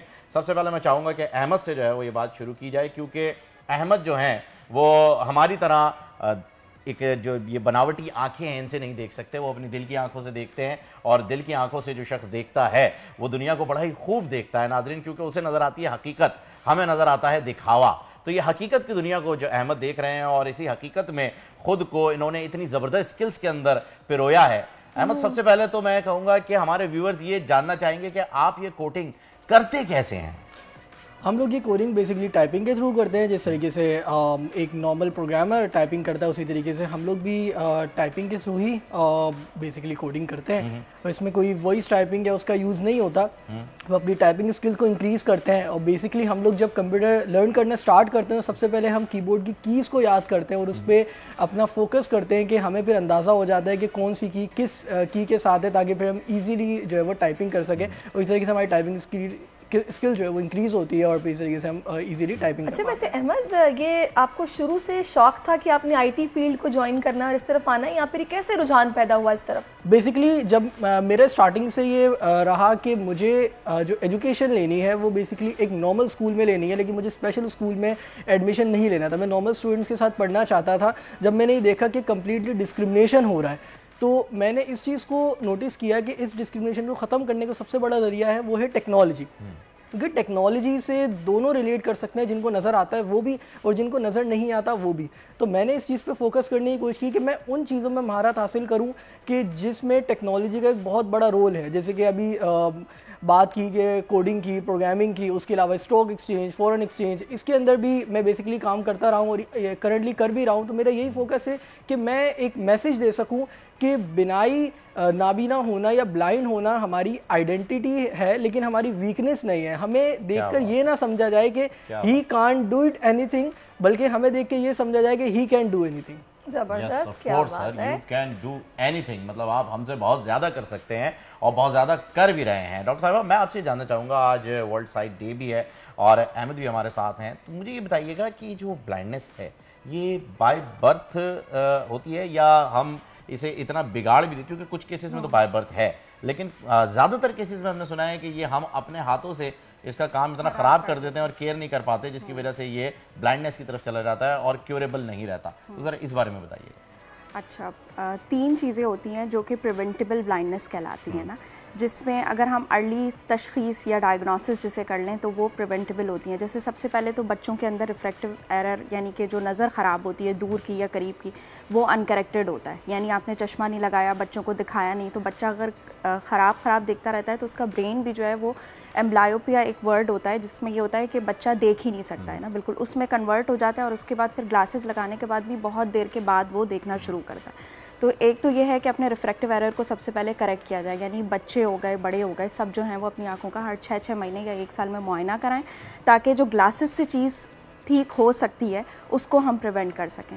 दूसरी चीज़ जो ये सफ़ेद मोतिया जिसे कहते हैं, जिसे पुराने ज़माने का ही कॉन्सेप्ट अभी तक चलता आ रहा है कि पकाते रहो और उसके बाद जाके उसकी सर्जरी करवाओ, तो वो डिफरेंट कॉम्प्लिकेशंस में कन्वर्ट हो जाता है ना, जिससे वो काले मोतिया में भी कन्वर्ट हो सकता है, जो आँख की नस होती है उसको डैमेज कर सकता है। दूसरा ये कि अब तो इतनी लेज़र टेक्निक के थ्रू जो सर्जरी की जाती है तो उसमें यह है कि सॉफ्टी जो कैटरेक्ट है उसको निकाल दिया जाता है। तो कैटरेक्ट की भी अर्ली डायग्नोसिस के लिए आप 40 के बाद स्पेशली जो है वो 40-45 के बाद अपना एग्जामिनेशन ज़रूरी करवाएं। तीसरी चीज़ जो है एक डायबिटिक रेटाइनोपैथी जिसे हम अपनी टर्मिनोलॉजी में कहते हैं, यानी कि जो शुगर के जो पेशेंट्स होते हैं, शुगर के हो गए, ब्लड प्रेशर के हो गए, उनकी आँखों के ऊपर जो है वो वेसल्स चेंजेस आती हैं। तो उस पेशेंट को भी हर 6 महीने में अपना मुआयना करवाना ज़रूरी है, क्योंकि वो भी इतना एंड पे लैंड करता है हमारे पास कि पीछे ब्लीडिंग हो जाती है जिसकी वजह से पर्दे की सर्जरी में कन्वर्ट हो जाती हैं चीज़ें, या पेशेंट देखना बंद कर देता है। तो इन सारी चीज़ों के लिए ये 3 चीज़ें ऐसी हैं जिसको आप प्रिवेंट कर सकते हैं। दूसरा एक और भी होता है जिसे काला मोतिया कहते हैं आप लोग, लेकिन हम अपने उसमें काला पानी या ग्लूकोमा जिसे कहते हैं, उसमें ये होता है कि ये अगर एक बार आँख की नस डैमेज हो जाती है तो उसको हम ट्रीट नहीं कर सकते हैं। ये होता है कि उसकी विजन को वहाँ पे रोक सकते हैं, तो इसको भी आप अर्ली डायग्नोस कर सकते हैं। ये हेरिडिटी के थ्रू आता है, जैसे कि अगर किसी की अम्मी में डायग्नोस हो गया है, बहन में डायग्नोस हो गया है, तो उसको चाहिए कि वो अपना भी मुआयना ज़रूर करवाए। कैसे रोक सकते हैं? आपने कहा कि उसे वहाँ पे लिमिटेड कर सकते हैं क्या? मतलब जो देख रहा है ना, नहीं, सर्जरीज होती हैं, सर्जरीज फिर एंड पे जाता है। पहले हम मेडिकल ट्रीटमेंट करते हैं, कुछ ग्लूकोमा के ड्रॉप्स आते हैं, जो प्रेशर आँख का जो होता है उसके हमें कंट्रोल करना पड़ता है ताकि नस जो पीछे आँख को सप्लाई कर रही है उसको और ज़्यादा डैमेज ना किया जाए। अब पेशेंट को पता भी नहीं चलता है, ग्लूकोमा जब स्टार्ट हो जाता है तो उसको कभी सर में दर्द रहता है या ग्लेयर से दिखता है, जैसे कि लाइट के अराउंड शेडोज़ दिखते हैं, लेकिन वो उसको इतना ज़्यादा लेता नहीं है, मतलब पेरिफेरल विजन पहले जाता है, सीरियस नहीं लेता। वो तब लैंड करता है जब बिल्कुल उसको टनल विजन में आना नजर होता है और फिर हम उसको प्रिवेंट भी नहीं कर सकते। अच्छा, वैसे मैं यहाँ पर एक चीज़ सोच रही हूँ कि मैंने अक्सर लोगों से सुना है कि जिस तरह किसी का अगर हाइपरटेंशन का शिकार है, ब्लड प्रेशर बहुत हाई होता है, लोग उसके ट्रीटमेंट नहीं कराते, लोग इग्नोर करते हैं, नहीं करते उसको। बिल्कुल, और उसके बाद वो जब एकदम से अटैक करता है तो कुछ लोगों की एक आंख पे वो अटैक करता है कि उनको नजर आना उससे खत्म हो जाता है। ये चीज़ क्या होती है? वही मैं आपको बता रही थी ना कि जब पेशेंट का ब्लड प्रेशर बहुत बढ़ता है तो एक तो आंख के आगे ब्लीड हो जाता है, जो इतना बड़ा सा खून नज़र आ रहा होता है, इसके कि आंख में खून उतर आया ये कहते हैं। पीछे पर्दे के ऊपर भी वेसल्स डायलेट होती हैं और वो रप्चर हो जाती हैं, तो पर्दे पे भी ब्लीड हो जाती है, तो पेशेंट का विजन बिल्कुल चला जाता है। यानी कि उसको सिर्फ या तो उंगलियां गिनते हुए नजर आएगा। इसका मतलब है शुगर, ब्लड प्रेशर, मैंने बोला ना कि शुगर और ब्लड प्रेशर दोनों में आपको हर 6 मंथ में अपना एग्जामिनेशन कराना चाहिए। अपने डायबिटोलॉजिस्ट को ज़रूर विजिट करना चाहिए ताकि वो आपको आपका ब्लड प्रेशर और डायबिटिक कंट्रोल करवाए। और आई स्पेशलिस्ट को भी फंडोस्कोपी या पर्दे का मुआयना जिसे हम कहते हैं वो ज़रूर करवाना चाहिए। जैसे कि मैं स्पेक्स यूज़ करता हूँ, तो जितने भी लोग करते हैं जिनके आई साइट वीक हैं, तो हम यूजुअली 6 महीने बाद ऐसे ही चले जाते हैं कि यार चेक कर लें डॉक्टर साहब कि कुछ गड़बड़ तो नहीं हो रही, क्योंकि ऐसा मानना है, हमारे डॉक्टर्स का भी कहना है कि यार 6 महीने बाद आके आप चेक करवा लिया करें कि अगर कुछ गड़बड़ ना हो। करवाइए, जो स्कूल गोइंग उनका बढ़ता हुआ नंबर होता है, उनको आप एंड में नहीं लेके आएंगे जब वो बच्चा कंप्लेन कर रहा है कि मुझे सर में दर्द हो रहा है या मुझे बोर्ड ब्लड नजर आता है, क्योंकि छोटे छोटे बच्चे आजकल एक तो फ़ोन बहुत यूज़ करते हैं, उसकी वजह से मायोपिक शिफ्ट बहुत बढ़ रहा है, यानी दूर की निगाह बहुत कमज़ोर हो रही है बच्चों की। तो बिल्कुल ऐसे लेकर आ रहे होते हैं कि वो बच्चा देख ही नहीं सक रहा होता है। अब ब्रेन डेवलपमेंट उस वक्त हो रही होती है, तो ये बहुत ज़रूरी है। अच्छा अहमद, मैं आपसे जानना चाहूँगा भाई, यहाँ पर मोबाइल यूज़ करने की बात हो गई है और आप बना रहे हैं ऐप्स है जी सारी जो है, तो मुझे ये बताएं अहमद मियाँ कि आपने अभी तक कौन कौन सी कितनी ऐप्स में जो है वो पार्टिसिपेट किया है? सर बेसिकली बहुत सारी एप्लीकेशंस है, लेकिन ये डिफरेंट टाइप की एप्लीकेशन है, जैसे कि ऑफिस में जो यूज़ होती हैं, हम फैन स्कैन करके अपनी अटेंडेंस लगा सकते हैं। जी, उसके अलावा पोर्टल्स पे काम किया। उसके अलावा डिफरेंट वेबसाइट्स हैं जिसके अंदर हम बेसिकली विजुअली इम्पेयर्ड्स को और जो मतलब जो ब्लाइंड स्टूडेंट्स हैं उसके अलावा और जो देख सकते हैं उनके लिए हमने एक लाइब्रेरी डिज़ाइन की थी, जिसके अंदर हम बेसिकली, क्योंकि मुझे बुक्स रीडिंग का बहुत ज़्यादा शौक है, बहुत ज़्यादा ऑथर को पढ़ना मैं पसंद करता हूँ। तो कौन आपके फेवरेट ऑथर कौन है? पहले यहाँ से बात कौन है? मेरे फेवरेट ऑथर है doctor APJ Abdul Kalam Azad, Indian former president. क्या बात है, क्या बात है, क्या अच्छा, इससे मैं साथ में एक चीज़ और भी पूछना चाहूँगी। अहमद से तो बड़ी अच्छी बातें हो रही हैं, अहमद माशाल्लाह हमें फ़ख्र हो रहा है अहमद पर। डॉक्टर अफीफा, मुझे ये बताएगा कि आजकल बहुत ज़्यादा इस्तेमाल कॉन्टैक्ट लेंसेज का बढ़ गया है। कुछ लोग तो उसको पहन के सो भी जाते हैं, कुछ लोग गलती से आंखें भी मल लेते हैं। तो ये कितना डेंजरस हो सकता है, स्पेशली आपकी बिनाई को लेकर? डेंजरस है क्योंकि कॉन्टैक्ट लेंस डायरेक्ट आपके कॉर्निया पे लगता है। कॉर्निया आगे एक हमारा ट्रांसपेरेंट पर्दा होता है जिसका इन्फेक्शन कॉज हो जाता है। आप गंदे हाथों से उसको लगा लेते हो, वॉश नहीं करते हो, और सबसे बड़ी बात कि आप उसका जो सॉल्यूशन होता है वो नहीं यूज़ करते, आप टैप वाटर से उसको धो लेते हो। पता नहीं क्या क्या मैंने तो अपने क्लिनिक में सुना है कि टैप वाटर से, सलाइवा से, और रात में पहन के सो जाते हैं। तो ऑक्सीजन कॉर्निया को मिलती नहीं है, ऑब्वियसली इन्फेक्शन प्रोन हो जाता है और उससे ये कॉर्निया कभी कभी बिल्कुल वाइट हो जाता है, तो ये भी ब्लाइंडनेस में कन्वर्ट हो जाता है। फिर उसके बाद हम कॉर्निया ट्रांसप्लांट कर सकते हैं, लेकिन आप क्यों इतनी छोटी चीज़ करके इतनी लंबी उस पर जाए ना। हाँ, तो इतना आर्टिफिशियल आपको क्या ज़रूरत है कि आप वो वाले अंग्रेज बने जिनकी आंखें नीली नीली हों, बिलियाँ बिलियाँ हों? क्या ज़रूरत है भाई आपको इतना आर्टिफिशियली बनने की? अहमद, मैं चाहूँगा कि आप जाते जाते, आप बहुत ही ज़बरदस्त इंस्पिरेशन है पूरी आवाम के लिए, हमारे व्यूअर्स के लिए, नाजरीन के लिए, स्पेशली मेरे लिए तो बहुत ही ज़्यादा है। मैं चाहूँगा कि जो आप जैसे लोग हैं, समझ लीजिए जिस्मानी तौर पर जो आपकी तरह हैं, उन्हें क्या पैगाम देना चाहेंगे कि हिम्मत हार दें या आपकी तरह लगे रहें? मैं सिर्फ इतना ही उनको कहना चाहूँगा कि आप जो भी ज़िंदगी में अचीव करना चाहते हैं उस पर फोकस अपना बनाए रखें, क्योंकि आपका जो नज़रिया है या आप जिस चीज़ पे फोकस करते हैं, आपके एक्शन से आपको वो चीज़ लाजमी मिलेगी। आप अगर अपना फोकस बनाए रखेंगे तो लाजमी आपको बहुत ज़्यादा लोग मिलेंगे जो आपको डिस्क्रिमिनेट करेंगे या आपको नीचा दिखाने की कोशिश करेंगे, लेकिन अगर आप वाकई में कोई चीज़ हासिल करना चाहते हैं तो फोकस सबसे इम्पोर्टेंट है। बहुत शुक्रिया अहमद, आप हमारे साथ थे। Doctor FIFA, thank you so much for your time. और अब एक ब्रेक लेते हैं, ब्रेक के बाद वापस आते हैं। Stay with us.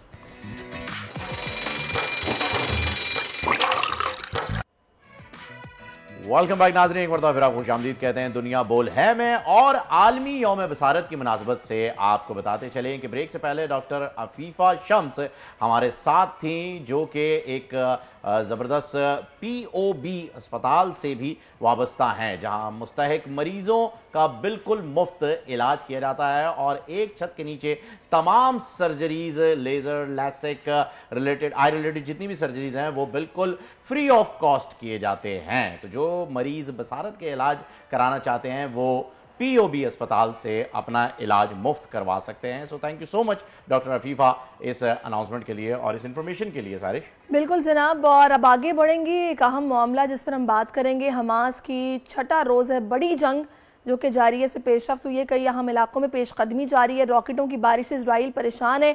अब तक 14 अमरीकी शहरियों समेत इजरायली हलाकतों की तादाद 1200 से तजावुज़ कर गई है। जी हाँ नाजरीन, हालात जो हैं वो बिगड़ते चले जा रहे हैं और इसी सूरत हाल पर बात करने के लिए हमें ज्वाइन किया है एजाज चौधरी साहब ने, जो कि साबिक सफ़ीर हैं। अस्सलाम वालेकुम सर, बहुत शुक्रिया अपना वक्त देने के लिए। सर, सिचुएशन आपके सामने है और इस वक्त जो इजराइल की जानिब से रिएक्शन आ रहा है, यानी 9/11 डिक्लेयर करने के बाद वो चाहते हैं कि अब गजा की जो पट्टी है, जो फ़लस्तीन बचा कुचा है, उसमें किसी भी इमारत को ना छोड़ा जाए, कुछ ना रखा जाए। इस वक्त आप मुस्लिम उम्मा को किस एक्ट की जानिब जो है वो काम करते हुए देख रहे हैं कि क्या इस वक्त मुस्लिम उम्मा यकजा हो सकती है? एक बात पर तो यकजा है कि फौरी सीज फायर होना चाहिए, लेकिन वो इजराइल नहीं मान रहा और अमेरिका जो उसकी पुष्पनाही कर रहा है वो भी नहीं मान रहा। अक़वाम मुत्तहिदा की सिक्योरिटी काउंसिल में भी कोशिश हुई सीज फायर के लिए, चीन भी, रूस भी चाहते थे, लेकिन अमेरिका ने ऐसा होने नहीं दिया। उनका मतलब ये है कि वो जितना वक्त दे सकते हैं इसराइल को हमास की कुव्वत तोड़ने के लिए वो दे दें, लेकिन गजा की पट्टी बहुत गुंजान आबाद इलाका है। यहाँ पे अगर जब ये अपना ज़मीनी ऑपरेशन शुरू करेंगे तो इनको और मज़ीद मुश्किलात का सामना हो सकता है। तो ऐसे में इसराइल के लिए भी बेहतर तो यही है कि वो इसको सीज फायर की तरफ बढ़े। उनका अभी तो ना उनका वजीर आजम ना उनका वजीर जो ये कहते हैं कि ये पर्ल हार्बर है, यानी वो एक किस्म का इंडिया दे रहे हैं कि ये बहुत बड़ी जंग होगी। तो मैं नहीं समझता कि ज्यादा अरब ममालिक जो हैं वो इस जंग में बतौर जंग शरीक होना चाहिए। अच्छा, मैं चाहूंगी एजाज साहब थोड़ा सा अगर आप इस पर भी हमारी रहनुमाई कीजिएगा। अंदरूनी तौर पर मामलात किस तरह चल रहे हैं, मैं इस पर भी आपसे बात करूंगी, लेकिन बैरूनी तौर पर कुछ खबरें ऐसी भी आ रही हैं कि जो गजा से फ़लस्तीनी हैं वो हिजरत करके इजिप्ट की तरफ जा रहे हैं और कुछ ने अस्पतालों में, वहाँ पर हॉस्पिटल्स में, स्कूल्स में पनाह ली हुई है। एक बड़ी तादाद है जो बेघर हो गई और इजिप्ट की तरफ जा रही है और वहाँ का बॉर्डर बंद है। तो इस जंग में एक तीसरा स्टेक होल्डर इजिप्ट भी शामिल हो रहा है कि उस पर यह प्रेशर है कि अपना बॉर्डर खोले और इन लोगों को वहाँ पर पनाह दी जाए। इस हवाले से क्या देख रहे हैं आप? जी, मेरे ख्याल में दबाव बढ़ेगा, मिस्र को खोलना पड़ेगा बॉर्डर। उसकी वजह यह है कि जब जंगी हालात हों तो लोग निकलते हैं, जाना चाहते हैं, जिनका कोई ताल्लुक नहीं है उस जंग के साथ, सिवाय इसके कि वो आम शहरी हैं। तो इजराइल के लोग भी बहुत सारे निकल रहे हैं, उनके भी एयरपोर्ट्स पे रश है। इसी तरह ये इनके पास तो कोई रास्ता नहीं छोड़ा हुआ, वरना तो ये अपना इनकी जो मेडिटेरेनियन सी के ऊपर आराम से जा सकते थे बाहर, लेकिन आपने इजराइली ने वो रास्ता भी बंद किया हुआ है।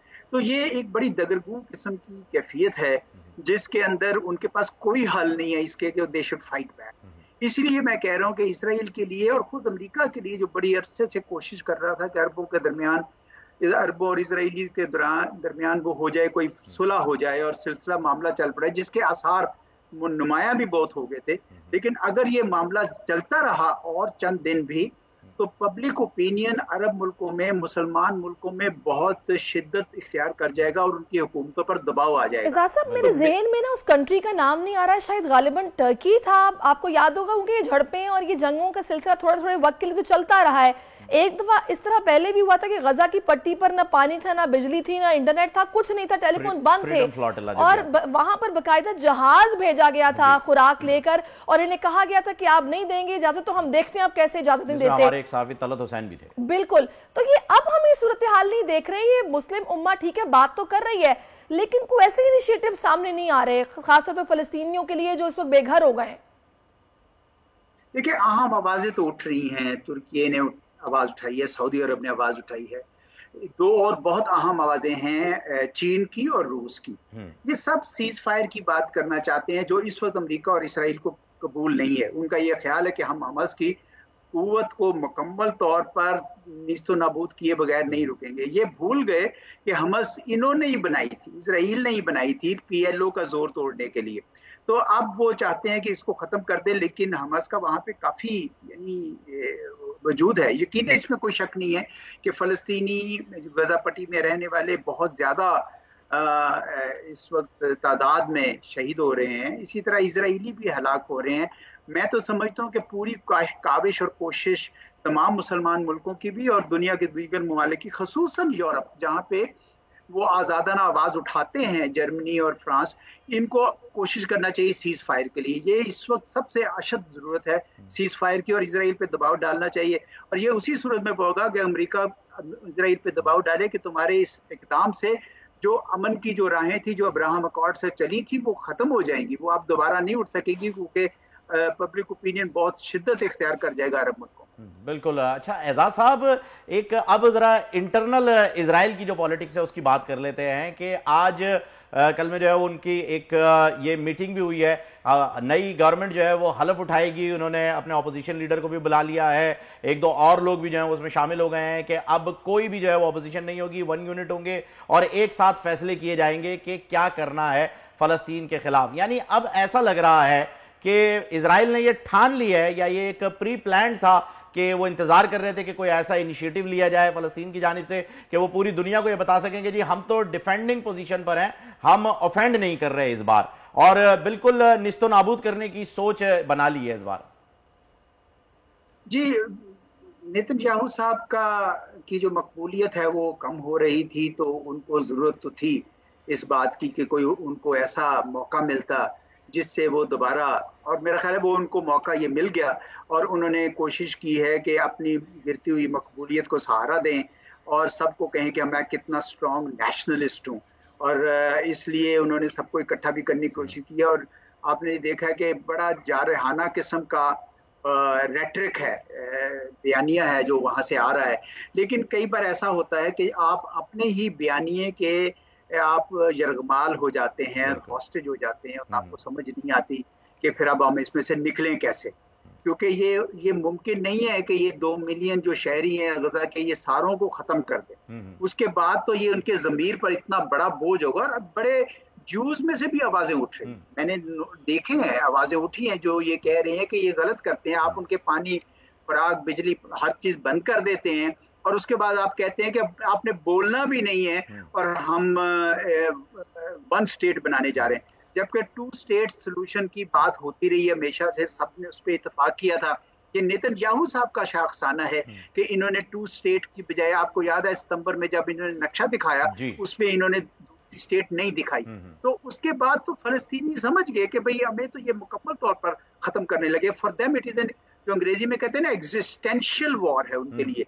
तो इजराइल को भी समझना होगा कि उनके लिए भी होगा, तो दाखिली सूरत हाल भी जो है वो वक्त के साथ ज्यादा बिगड़ेगी। चलिए, अभी खैर राब्ते तो हो रहे हैं, कुछ खबरें ऐसी भी हैं कि ईरान का भी सऊदीया से राब्ता हुआ है और कोशिश ये की जा रही है किसी तरीके से इस जंग को रुकवाया जाए, क्योंकि इसमें मासूम बच्चे और खवातीन जो हैं फ़लस्तीनी वो भी शहीद हो रहे हैं। बहुत शुक्रिया एजाज साहब, आपने अपना कीमती वक्त दिया और अपनी आरा से हमें ये खैर दुआएं हमारी फ़लस्तीनियों के साथ हैं। अल्लाह ताला उनको जल्दी फतह याब करे और इस अजियत से निकाले जो इस अजियत का सबको शिकार है, और कुछ ये जंगबंदी हो, खून रेजी का सिलसिला बंद हो और अच्छी अच्छी खबरें आना शुरू हों वहाँ से कि चीज़ें अब अपने बहाली की तरफ चली गई हैं। क्योंकि इस टेंशन के दौर में जब फ़हीम हम देख रहे हैं कि दुनिया भर में महंगाई इतनी हो गई है, फिर वो ऑयल क्राइसिस और पता नहीं कौन कौन से क्राइसिस जन्म ले रहे हैं, ज़लज़ले आ रहे हैं, जंगें छिड़ रही हैं, तो ऐसे में बस दुआएं हैं जो चीजों को बदल सकती हैं और इंशाल्लाह चीजें जो हैं वो आगे चलकर देखा होगा कि सरिश जब भी ऐसा कोई जंग का माहौल हो या कोई ऐसी वॉर सिचुएशन हो तो नगमे बड़ा काम करते हैं। इसमें नगमों की जो है वो बड़ी वैल्यू होती है। जब 65 की जंग हुई थी तो ए पुत्र हटाते नहीं बिक दे, और फिर मैडम जो हैं वो आई और उन्होंने एराह हक के शहीद हो, वफा की तस्वीर हो। और इसी तरीके से जब हम फ़लस्तीन की बात करते हैं तो समी यूसुफ का बड़ा खूबसूरत नगमा है कि mother don't cry for me, I am doing what I must, God Almighty is my witness that I trust Palestine forever, Palestine। तो ये समी यूसुफ साहब का नगमा ज़रूर सुनिएगा और बहुत ही खूबसूरत उन्होंने जो है वो लिखा है। और फ़लस्तीन की कहानी बताई है एक छोटे से बच्चे की जो कि पत्थर फेंकने से शुरू करता है फौजियों के ऊपर और फिर किस तरीके से उस पर गोलाबारी की जाती है। तो मैं ये कहना चाह रहा था कि जो नगमे हैं वो आपकी लाइफ में एक बड़ा अहम रोल प्ले कर देते हैं। और इसी सिलसिले में जो है जी म्यूजिक फैंस के लिए एक अच्छी खबर ये है कि 90s के टॉप सिंगर और मेरे मोस्ट फेवरेट जिनके कॉन्सर्ट में मैं गेट फलांग के भी जा चुका हूं क्योंकि टिकट जो है वो सोल्ड आउट हो चुके थे, अली हैदर साहब ने एक मरतबा फिर म्यूजिक की दुनिया में अपना कदम जो है वो जमा लिया है। और अली हैदर साहब हमारे साथ हैं, ये हमारी बड़ी खुशी की बात है, स्पेशली मेरे लिए क्योंकि मैं तो फैन क्लब में शदीद शामिल रहा हूं। तो अली भाई को जो है वो वेलकम करते हैं। अस्सलाम वालेकुम, welcome to the show Ali भाई। अस्सलाम वालेकुम जी। वालेकुम सर, बहुत बहुत आपको इसकी मुबारकबाद हो, जो ढोलन यार आ गया है। और ये मुबारकबाद हमारे लिए भी है क्योंकि अली हैदर के फैंस में तो हम शामिल हैं सर। करार से लेकर के जो दिल का करार हमारा गया था और फिर जो हमने लिखा था A+R, अच्छा बिला वजह हमने हाथों पे लिख लिया A+R, सेटिंग आपकी है, लिख हमने लिया A+R कि भाई गाने में आ रहा है, तो उसके लिए बड़ी अच्छी बात है। वो क्या करे कि उस जमाने में सेंसरशिप की इतनी इजाजत ही थी कि हाथ में दिखा सकते थे। हाँ जी सही। अच्छा मुझे ये बताएगा अली भाई, कहाँ थे आप और फिर वापसी आपने जबरदस्त तरीके से की है ढोलन यार के साथ, तो इतना गैप क्यों आ गया था, क्या हुआ? देखिए सहरिश, फहीम, सबसे पहले आपको कि आपने मुझे बोल पे बोलने के लिए मौका दिया, आप लोगों का बहुत बहुत शुक्रिया। आपके मॉर्निंग शो में मुझे आने का मौका मिला तो मैं इसमें बता देता हूँ कि मैं इस वक्त अमेरिका में हूँ और थोड़ा सा गैप जो है वो आर्टिस्ट हमेशा जो है वो लेता है जिंदगी में। तो तकरीबन मेरा 32-33 इयर्स का ये सफ़र है और उसमें हमेशा ही लोगों के जहनों पे सवार रहना अच्छा नहीं होता। और आपने मेरा नया गाना तो देख ही लिया है, ढोलन यार जो है वो रिलीज हो गया है। इस वक्त अमेरिका में मैं इसलिए हूँ क्योंकि मेरी बेटियों की एजुकेशन है, तो मैं उस सिलसिले में अपने कुछ साल मैंने उनकी जिंदगी के लिए वक्फ किए हुए। बाकी कोई दूरी नहीं है, जिंदगी तो अब बड़ी ग्लोबल सी हो चुकी है। आप वहाँ हैं, मैं यहाँ पर हूँ, लेकिन आज भी हमारा राब्ता तो है। कनेक्टेड रहते हैं। अच्छा अली भाई मुझे ये बताइएगा, आपने इंडस्ट्री पर राज किया है, एक वक्त जो है वो अली हैदर का जो है वो एक समझ लीजिए कि वो तूती बोलती थी, कहते हैं ना कि वो इंडस्ट्री में बोली है पॉप सिंगिंग के अंदर, और यहाँ तक कि इंडिया में भी जो है वो आपके गाने कॉपी हुए। तो हमारे यहाँ तो एक ट्रेंड ये सेट हो गया है कि जी जिसका गाना इंडिया में कॉपी हो जाए वो सुपरस्टार है। ये एक परसेप्शन है, लेकिन जो सुपरस्टार है वो तो है। जैसे कि आपने उस वक्त में जो है वो गाने गाए, उस वक्त जब इंडस्ट्री जो है वो बन रही थी, और समझ लीजिए मुकाबला आपका उस इंडस्ट्री से था, भारत से, जो कि ऑलरेडी सक्सेसफुल चल रही थी। उस वक्त के माहौल में और अब के माहौल में क्या फर्क देख रहे हैं? क्योंकि उस वक्त ना यूट्यूब था, ना सोशल मीडिया, ना कोई वायरल हो रही थी, ना व्यूज की दौड़ थी, ना फॉलोअर्स की दौड़ थी। अब एक डिफरेंट ट्रेंड आ गया है, इसमें और उसमें क्या फर्क देख रहे हैं आप? देखिए सही आपने फहीम कहा, क्योंकि पहले का दौर जो था वो वाकई में आपके पास कंटेंट होना चाहिए था। जो हम सॉन्ग्स करते थे उसी की वजह से आज भी लोग हमें याद करते हैं। मैं अमेरिका में भी, यहाँ पाकिस्तान की नुमाइंदगी करता हूँ, जहाँ जहाँ भी कॉन्सर्ट्स होते हैं मुझे बुलाया जाता है, मैं परफॉर्म करता हूँ। तो अगर आप फर्क को देखेंगे तो मुझे ये लगता है कि पहले वाकई में कोई सॉन्ग में बात होनी चाहिए थी, तो वो जो है अवाम नास तक पहुंचता था और उनको वो अच्छा लगता था, तो वो किसी भी तरह से वो सॉन्ग की वजह से आर्टिस्ट या वो गाना हिट हो जाता था। अब मुझे थोड़ा सा ऐसा लगता है कि कुछ जो आपने जिक्र किया कि प्रमोशंस का इतना दौर हो चुका है, चीजें वायरल होने का, होना क्या वायरल कराने का भी अब दौर हो चुका है कि कुछ चीजें इतनी आपके जहन पे मुसल्लत कर दी जाती हैं, बार बार दिखा के, कभी उसका कोई वीडियो दिखा के या उसका ऑडियो उसको बनाया जाता है, डिपेंडिंग कि कितना आप उसको प्रमोट कर सकते हैं।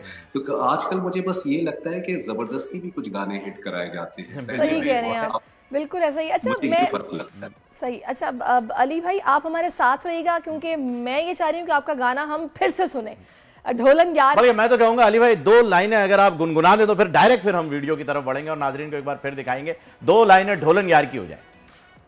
जी जरूर। मैनू मार गई तेरी दुनियादारी, मेरी मजबूरी मैं तुझ पे वारी, रह अखियां दे नेड़े ओ मेरे 4 छुपेरे, रह अखियां दे नेड़े मेरे 4 छुपेरे, तू ला दे ढोलन यार सोने दी तवितड़ी। जबरदस्त, क्या बात है, क्या बात है भाई। अली भाई मुझे ये बताइएगा कि 2 लोगों के बारे में ये कहा जाता है कि ये वैम्पायर हैं, एक शहजाद रॉय, एक अली हैदर। ये बूढ़े क्यों नहीं हो रहे हैं भाई? हम लोग असल में लोगों की दुआएं खाते हैं ना ज्यादा, माशाल्लाह, ये वजह है। अच्छा, और वैम्पायर की आपने बात की है, देखिए इस वक्त भी आपके पास तो सुबह हो रही है, हमारे पास रात हो रही है, ऐसा ही है। तो अपने दिन भर सारे काम वाम करने के बाद थोड़ी सी रियाजत भी करते हैं, रात भर जागते हैं। तो ये आपने वैसे सही कहा है कि वैम्पायर तो हम लोग हैं, क्योंकि जब अवाम का प्यार मिलता है, मसला ये है कि लोग आपको वैसे ही देखना चाहते हैं, हमेशा सुनना भी वैसे ही चाहते हैं कि जी सुरीले भी होने चाहिए और देखने में भी ठीक होने चाहिए। अच्छा, वैसे एज तो एक चीज ही है, वो तो खैर वक्त के साथ आती है, ऐसी बात नहीं है। अब मैं वो वाला पप्पू अली हैदर तो नहीं हूँ, लेकिन पप्पा अली हैदर हो गया। अच्छा वैसे चलो ये पता है कि ढोलन यार कौन है? ये ढोलन यार अब तो खैर वो उस तरह का सेंसर आप तो वैसे भी पाकिस्तान में नहीं है, तो बता दें फिर कि ढोलन यार कौन है? ढोलन यार जो है, अगर आप इसकी शायरी को, जो कि पंजाबी में है, ये उर्दू पंजाबी सॉन्ग है, तो ये अपने जो मोहब्बत जिससे आप करते हैं या जो आपका शरीक हयात होता है जिंदगी में, तो ये एक उससे फरमाइश की जा रही है कि ढोलन यार, ये यार मेरी जो जिंदगी का जो यार है, जो मेरा सब कुछ है, तो उससे फरमाइश की जा रही है कि मुझे वो एक सोने की, जैसे वो एक उसको तावीज बना के गले में डाल लूं और उसमें उसकी तस्वीर लगी हुई हो कि वो 4 चुपेरे जो है ना वो हर वक्त मेरे पास रहे। तो ये बस 2 मोहब्बत करने वालों की कहानी है और उसमें फरमाइश आपने अपनी बेगम के लिए गाया है। अच्छा अली भाई, एक ये तासुर भी दिया जाता है कि माही अगर दुबला पतला हो ना तो वो सोना होता है, और थोड़ा सा सेहतमंद हो जाए तो उसे ढोलन कहते हैं। क्या ये बात तो नहीं है? नहीं, ऐसी बात नहीं है। डोलन जो है वो बिलावट को कहते हैं। हाँ जिससे आप बिल्कुल प्यार ऐसा करते ही है। हैं। तो खैर तो अदर वो मजाक बात हो रही थी।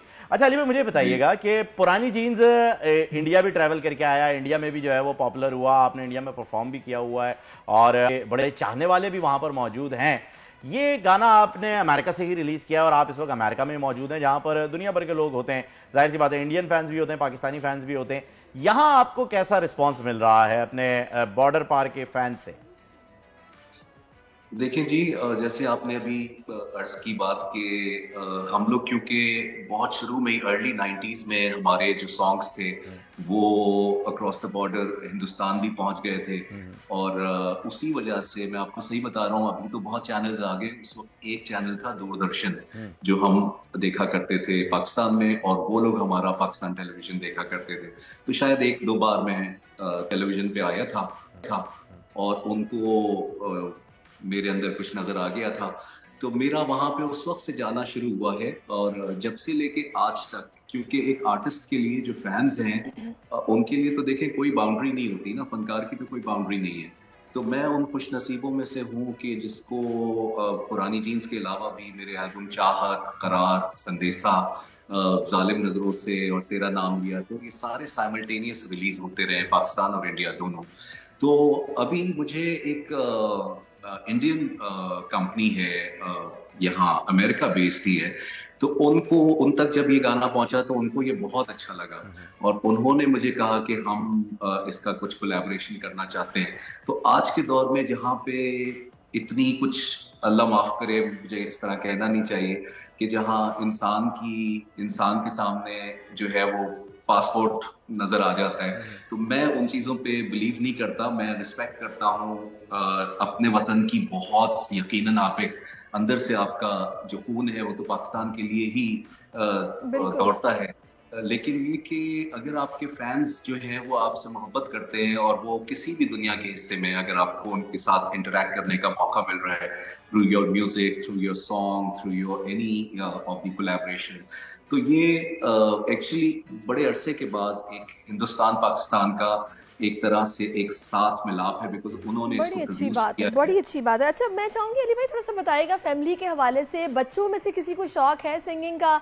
ज़ाहिर है आपको देखते होंगे, फिर स्पेशली पेरेंट्स को अगर शौक हो तो बच्चों में भी बाज़-औक़ात ये चीज़ आ जाती है, तो देखते हैं बच्चों में किसी में?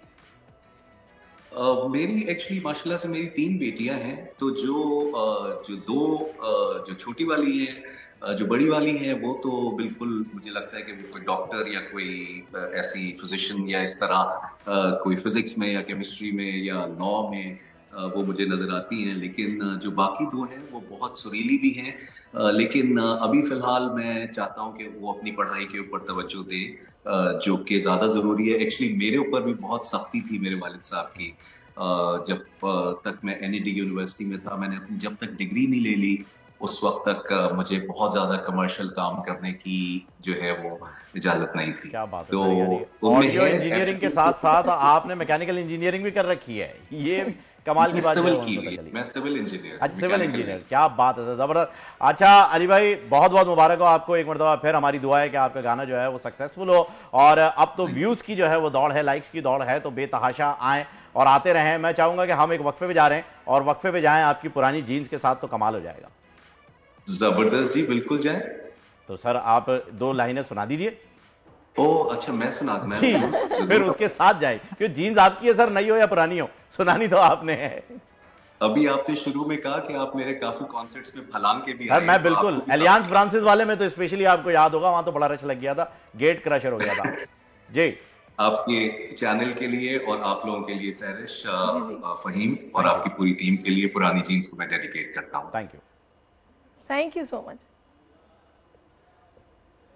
पुरानी जीन्स और गिटार, मोहल्ले की वो छत और मेरे यार, वो रातों को जागना, सुबह घर जाना, कूद के दीवार, वो सिगरेट पीना, गली में जाके वो करना दांतों को घड़ी घड़ी साफ, पहुंचना कॉलेज हमेशा लेट।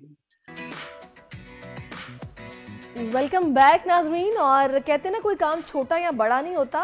पहले सुना था कि फूड डिलीवरी का काम सिर्फ मर्दों का काम है, मगर अब इस काम में लड़कियों ने भी कदम जमाना शुरू कर दिया है। लाहौर से ताल्लुक़ रखने वाली 23 साला आयशा अहमद जो कि फूड डिलीवरी के काम से मुंसलिक है और इस काम से वो अपने तालीमी अखराजात समेत घर वालों की भी सपोर्ट करती हैं और बड़ा बुलंद हौसला इनका। भाई फ़हीम, कितनी अच्छी बात है। जी बिल्कुल, बहुत ही ज़बरदस्त बात है। ज्वाइन भी कर चुके हैं आयशा अहमद। अस्सलाम वालेकुम, वेलकम टू द शो। वालेकुम अस्सलाम, थैंक यू।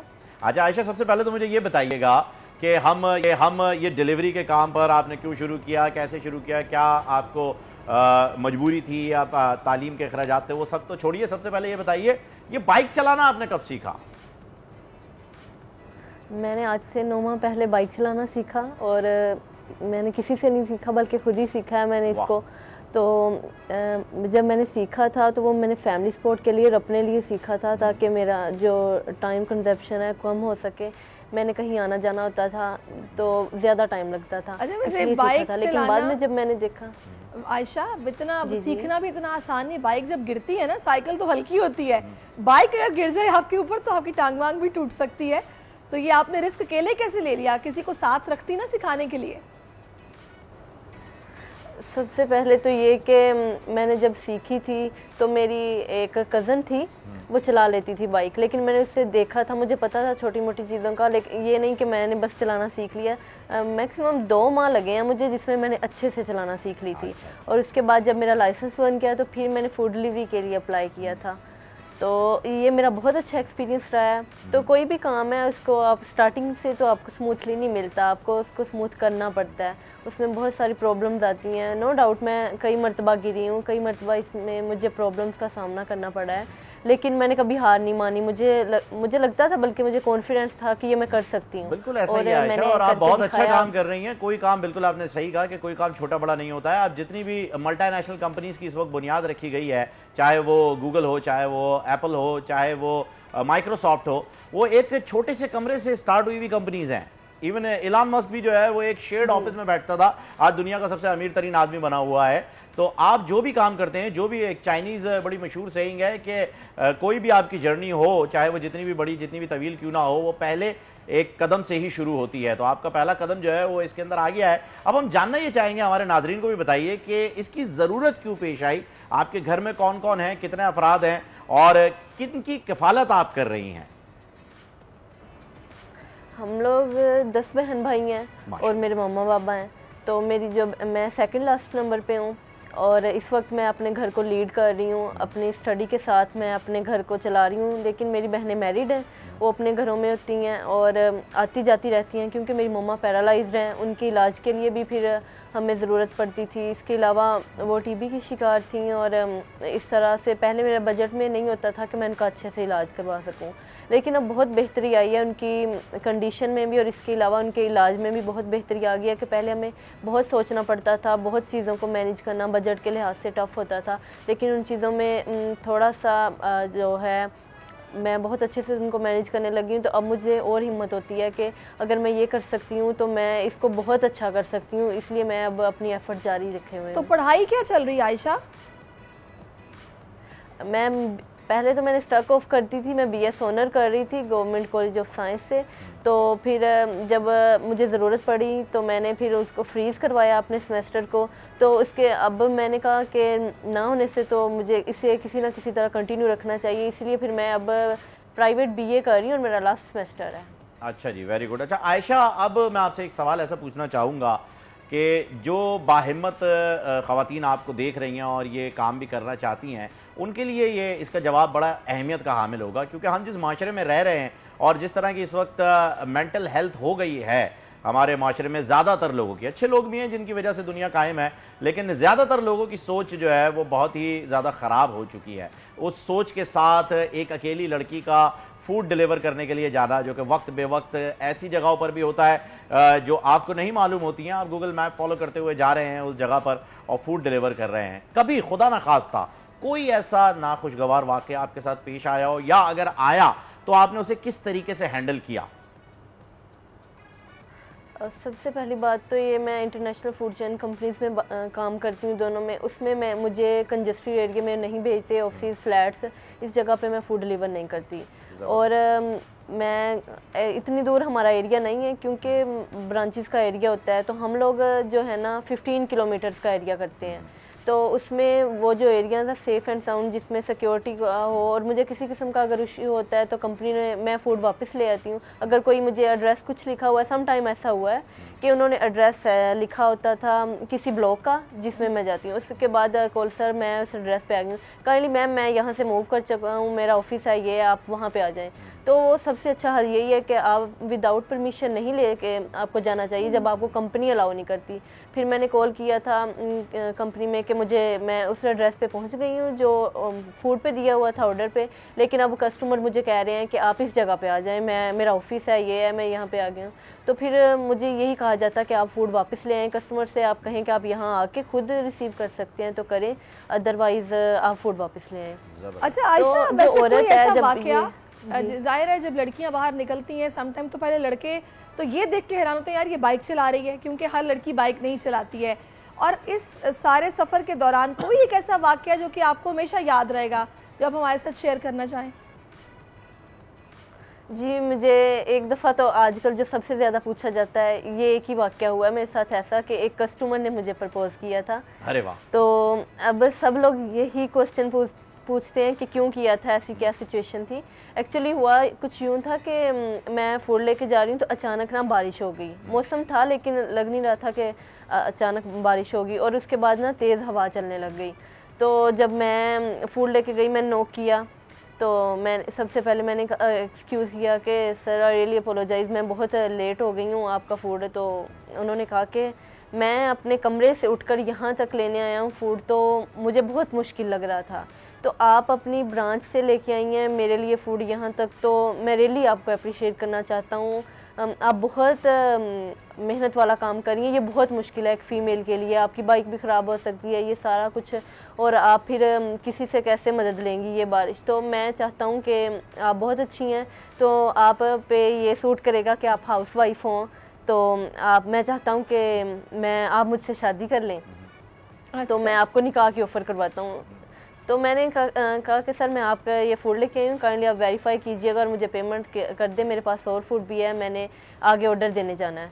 तो उन्होंने मुझे कहा कि आप सोच लेना, मैं आपको टाइम देता हूँ। लेकिन ये डिसीजन, पहली बात तो हम किसी पे इतनी जल्दी यकीन नहीं कर सकते, हमें नहीं पता कि कोई इंसान एक वक्त में हमारे साथ कैसा होता है और नेक्स्ट मोमेंट भी वो चेंज हो जाता है, किसी पे इतनी जल्दी यकीन नहीं किया जा सकता। और हर औरत को अपना एक म्यार कायम रखना चाहिए, और वो म्यार ऐसा होना चाहिए कि वो आपके आखिरी सांस तक कायम रहे। करैक्टर को, आपके स्टैंडर्ड को याद किया जाए। जबरदस्त जी, बहुत बहुत शुक्रिया आयशा, आप हमारे साथ थी और बड़ी हिम्मत मिली होगी उन ख़वातीन को जो कि आपको इस वक्त देख रही होंगी और घर में बैठी होती हैं और ये सोचती रहती हैं कि हम भी काश कुछ कर लें। तो आपको देखकर आप बड़ी इंस्पायरिंग स्टोरी है उनके लिए, एक इंस्पिरेशन है। तो थैंक यू सो मच, आपने हमें ज्वाइन किया, बहुत शुक्रिया आयशा आपका। अब जो है वो नाजरीन हम चलते हैं बोल्ड प्रेडिक्शन की जानिब, क्योंकि सियासी उफुक पर बदलते हालात पर सितारों की चाल और मुस्तकबिल के हवाले से आने वाले दिनों में क्या होने जा रहा है और क्या हो सकता है। मैच भी करीब आ चुके हैं, वर्ल्ड कप चल रहा है, फिर पाकिस्तान का सियासी मंजरनामा जो है वो भी आप सबके सामने है। तो सहरिश, मेरे ख्याल में आज हम पहले सियासत पे बात कर लेते हैं। बिल्कुल करें। आप उनसा शाह इस वक्त में ज्वाइन कर चुके हैं। Good morning, welcome to our show. Good morning, कैसे हैं आप दोनों? ठीक हैं, अल्लाह का शुक्र, अल्हम्दुलिल्लाह बिल्कुल ठीक ठाक। आप भी माशाल्लाह काफी खुश लग रही हैं खुश रहना चाहिए। आपकी एक प्रेडिक्शन जो है वो थोड़ी सी डगमगा रही है। मुझे लग रहा है आपकी खुशी जो है वो इस वजह से हो रही है क्योंकि मियां साहब जो हैं वो लंदन से रवाना हो चुके हैं और अब वो लाहौर आ सकते हैं। आपने कहा था बड़ी हर्डल्स होंगी इनको आने में, ये अभी पहला पड़ाव तो बड़ी आसानी से गुजरा है, अगला पड़ाव कैसा गुजरेगा जरा ये भी प्रेडिक्ट कीजिए। मियां साहब की देखिए कार्ड्स तो अच्छे नजर नहीं आ रहे। हाँ, ट्रैवल का कार्ड है, लास्ट कार्ड जो है वो ट्रैवल है। बहुत सोच विचार करने के बाद उन्होंने सफर किया है, क्योंकि यहाँ पर मीटिंग्स बहुत नजर आ रही हैं और एक्साइटमेंट बहुत नजर आ रही है कि बहुत एक्साइटेड हैं, बहुत खुश है वापस आने के लिए, और जो है वो फाइनली वो पाकिस्तान में पहुंच जाएंगे। 6 ऑफ वांड्स का कार्ड है, बहुत सारे इर्द गिर्द उनके लोग जमा हो रहे हैं, तो हो सकता है कि आते ही कोई जलसा वगैरह करें। तो खुश है बहुत ज्यादा आने के लिए और एक्साइटेड है, अभी से ही घोड़े पर सवार हो चुके हैं, तो सफर उनका स्टार्ट हो गया है। बिल्कुल जी, जबरदस्त। अच्छा, एक चीज जिस पे हम आपको अप्रिशिएट करना चाहेंगे भाई, बहुत ही जबरदस्त कि आपने श्रीलंका पाकिस्तान के मैच में प्रेडिक्ट किया था कि पाकिस्तान जीतेगा और पाकिस्तान जीत गया, जबकि हमारे साथ इरफान भाई भी थे और उन्होंने कहा था कि श्रीलंका जीतते हुए दिख रहा है टॉस और मैच। खैर, उनकी भी आधी बात सच हुई, टॉस श्रीलंका जीता लेकिन मैच जो है वो पाकिस्तान जीत गया। सो कांग्रेचुलेशन जी, हमारी तरफ से अपनी गड्डी का शुक्रिया अदा कीजिएगा। अच्छा उनसा, अब जरा होरोस्कोप की तरफ आते हैं। उनके सितारों वाले इंतजार कर रहे हैं कि उनका वक्त अगला कैसे गुजरने वाला है, टाइम कैसा गुजरेगा। अच्छा चले, हमारे प्रोड्यूसर साहब की ख्वाहिश है कि आपकी चूंकि श्रीलंका वाले मैच की प्रेडिक्शन अच्छी निकली है, सही निकली है, तो आप जरा इंडिया पाकिस्तान के मैच की भी प्रेडिक्शन कर दें। मैच की प्रेडिक्शन करना थोड़ा सा बहुत मतलब मेरे लिए बड़ा चैलेंजिंग होता है। नहीं कर दे, चले। आप ये मत कहें कि जी इंडिया जीत जाएगा, आप जरा सेफ वर्ड यूज करें। अगर सितारे सही नहीं आ रहे आपके तो आप कह दीजिए मुश्किल होगा पाकिस्तान के लिए। देखिए, मुश्किलात तो मुझे नजर आ रही है इंडिया के लिए भी। यहाँ पर नाइट ऑफ सोर्ड्स का कार्ड है, तलवारें, यानी कि जल्दबाजी करने की कोशिश करेंगे इंडियंस जो हैं। इंडिया की जो टीम है वो जल्दबाजी का शिकार नजर आ रहे, कॉन्फ्लिक्ट्स नजर आ रहे हैं। पाकिस्तानी टीम जो है वो इनको टफ टाइम देगी। यहाँ पर जो पाकिस्तान के लिए जो कार्ड है डेविल का कार्ड है, तो दोनों जो हैं वो एक दूसरे को सख्त मुकाबला नजर आ रहा है। कंपटीशन बहुत ज्यादा होगा इस मैच में। हम ये नहीं कह सकते कि वन साइडेड मैच होगा, लेकिन जो है वो मुझे लगता है कि पाकिस्तान की टीम भी कोशिश करेगी जीत देगी। एक अच्छा मैच देखने को मिलेगा। आपके कार्ड ये बता रहे हैं कि एक अच्छा मुकाबला होगा, कांटे का मुकाबला जिसे कहा जाता है वो होने जा रहा है। वैसे होना भी ऐसे ही चाहिए कि मैच अच्छा होना चाहिए, मे द बेस्ट टीम विन। लेकिन दिल हमारा, दुआएं हमारी पाकिस्तान के साथ हैं जो कि रहेंगी मरते दम तक। बिल्कुल। चलिए उन सब आ जाइए होरोस्कोप की तरफ। हॉरोस्कोप की तरफ आते हैं और एरीज की बात करते हैं, जिनका ज़ोडिक साइन एरीज है। एरीज वालों के पास पैसा आ रहा है, थोड़ा सा लोनली फील कर सकते हैं, कुछ धोखा मिल सकता है। कोशिश करें कि अगर कोई दोस्त बना रहे हैं, कोई रिलेशनशिप बना रहे हैं, शादी कर रहे हैं, तो सोच समझ के करें, अदरवाइज कोई डिसअपॉइंटमेंट, कोई हर्ट कर सकता है, कोई ऐसी बात हो सकती है जिसकी वजह से उनको तकलीफ पहुंच सकती है। टॉरस वाले जो हैं वो बहुत स्ट्रगल कर रहे हैं, कंपटीशन बहुत है करियर में, फाइनेंसेस में, उनको बहुत स्ट्रगल की जरूरत है। कोशिश करते रहें, ब्रेक नहीं आना चाहिए। इसी तरीके से प्रपोजल्स में भी स्ट्रगल है, थोड़ी कोशिश करेंगे तो फिर अच्छे प्रपोजल्स आ सकते हैं। शादी करना चाहते हैं तो भी उनको एफर्ट करनी पड़ेगी।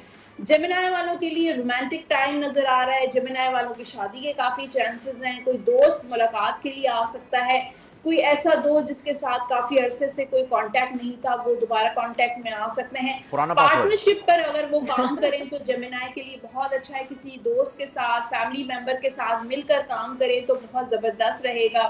कैंसेरियंस जो हैं वो बहुत कॉन्फिडेंट नजर आ रहे हैं, पैसा भी है, इंडिपेंडेंट है और शादी के भी कैंसेरियंस के काफी ज्यादा चांसेस हैं।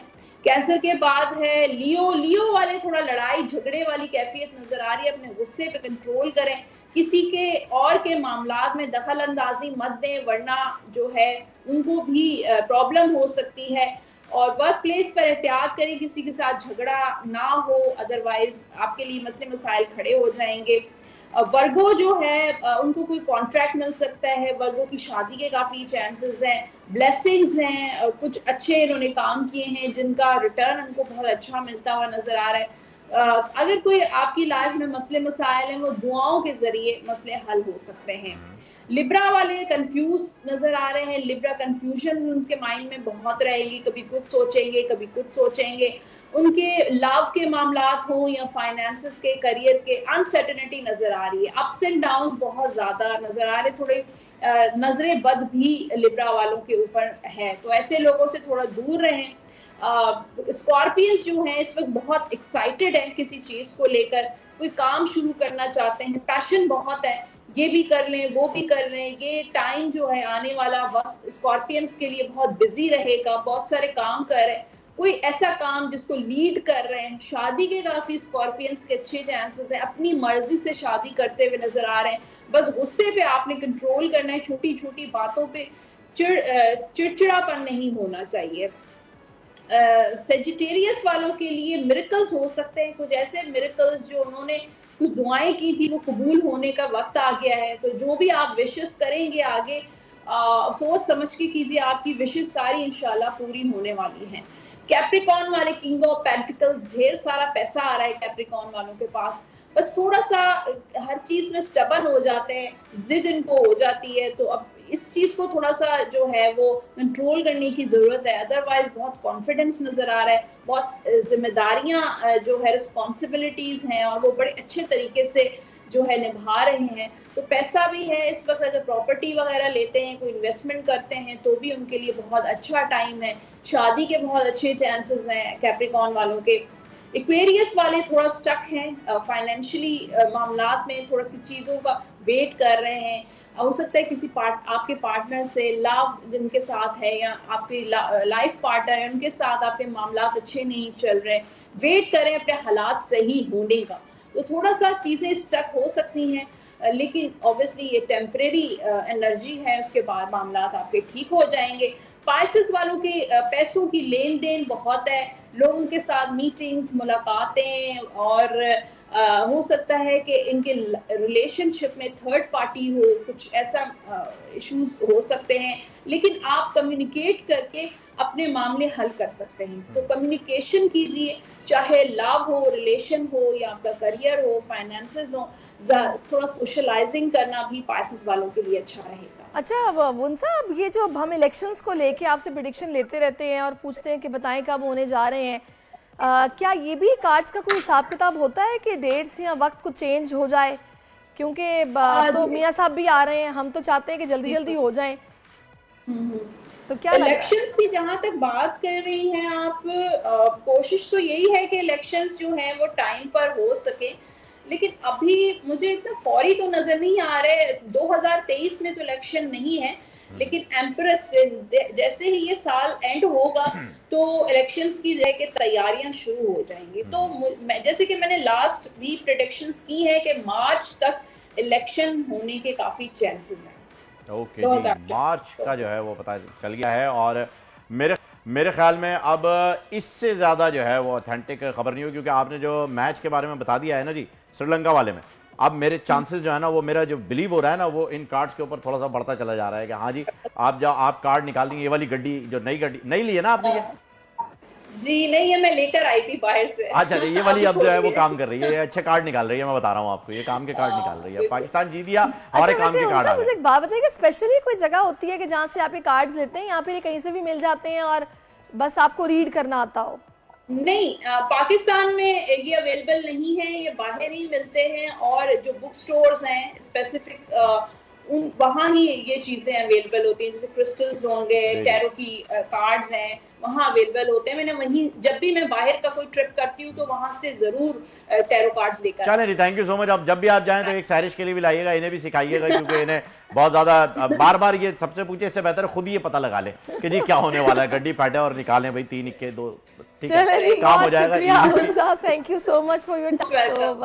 वहीम, अच्छा मशवरा दिया, बहुत अच्छा मशवरा है जी। आप ये दे नहीं पा रही थी, हेसिटेट कर रही थी, मैंने कहा मैं खुद ही कह देता हूँ। नाज़रीन, अब आपसे भी इजाजत चाहेंगे, इंशाल्लाह कल जुम्मतुल मुबारक पे आपसे मुलाकात होगी। तब तक के लिए दीजिए मुझे, फहीम खान को और सैरिश को इजाजत। अल्लाह हाफ़िज़। अल्लाह हाफ़िज़। आजकल जिंदगी ही सुबह आउट ऑफ कंट्रोल है, दुनिया बोल है, दुनिया बोल है। सब्सक्राइब करें और बेल दबाएं ताकि कोई खबर रह न जाए।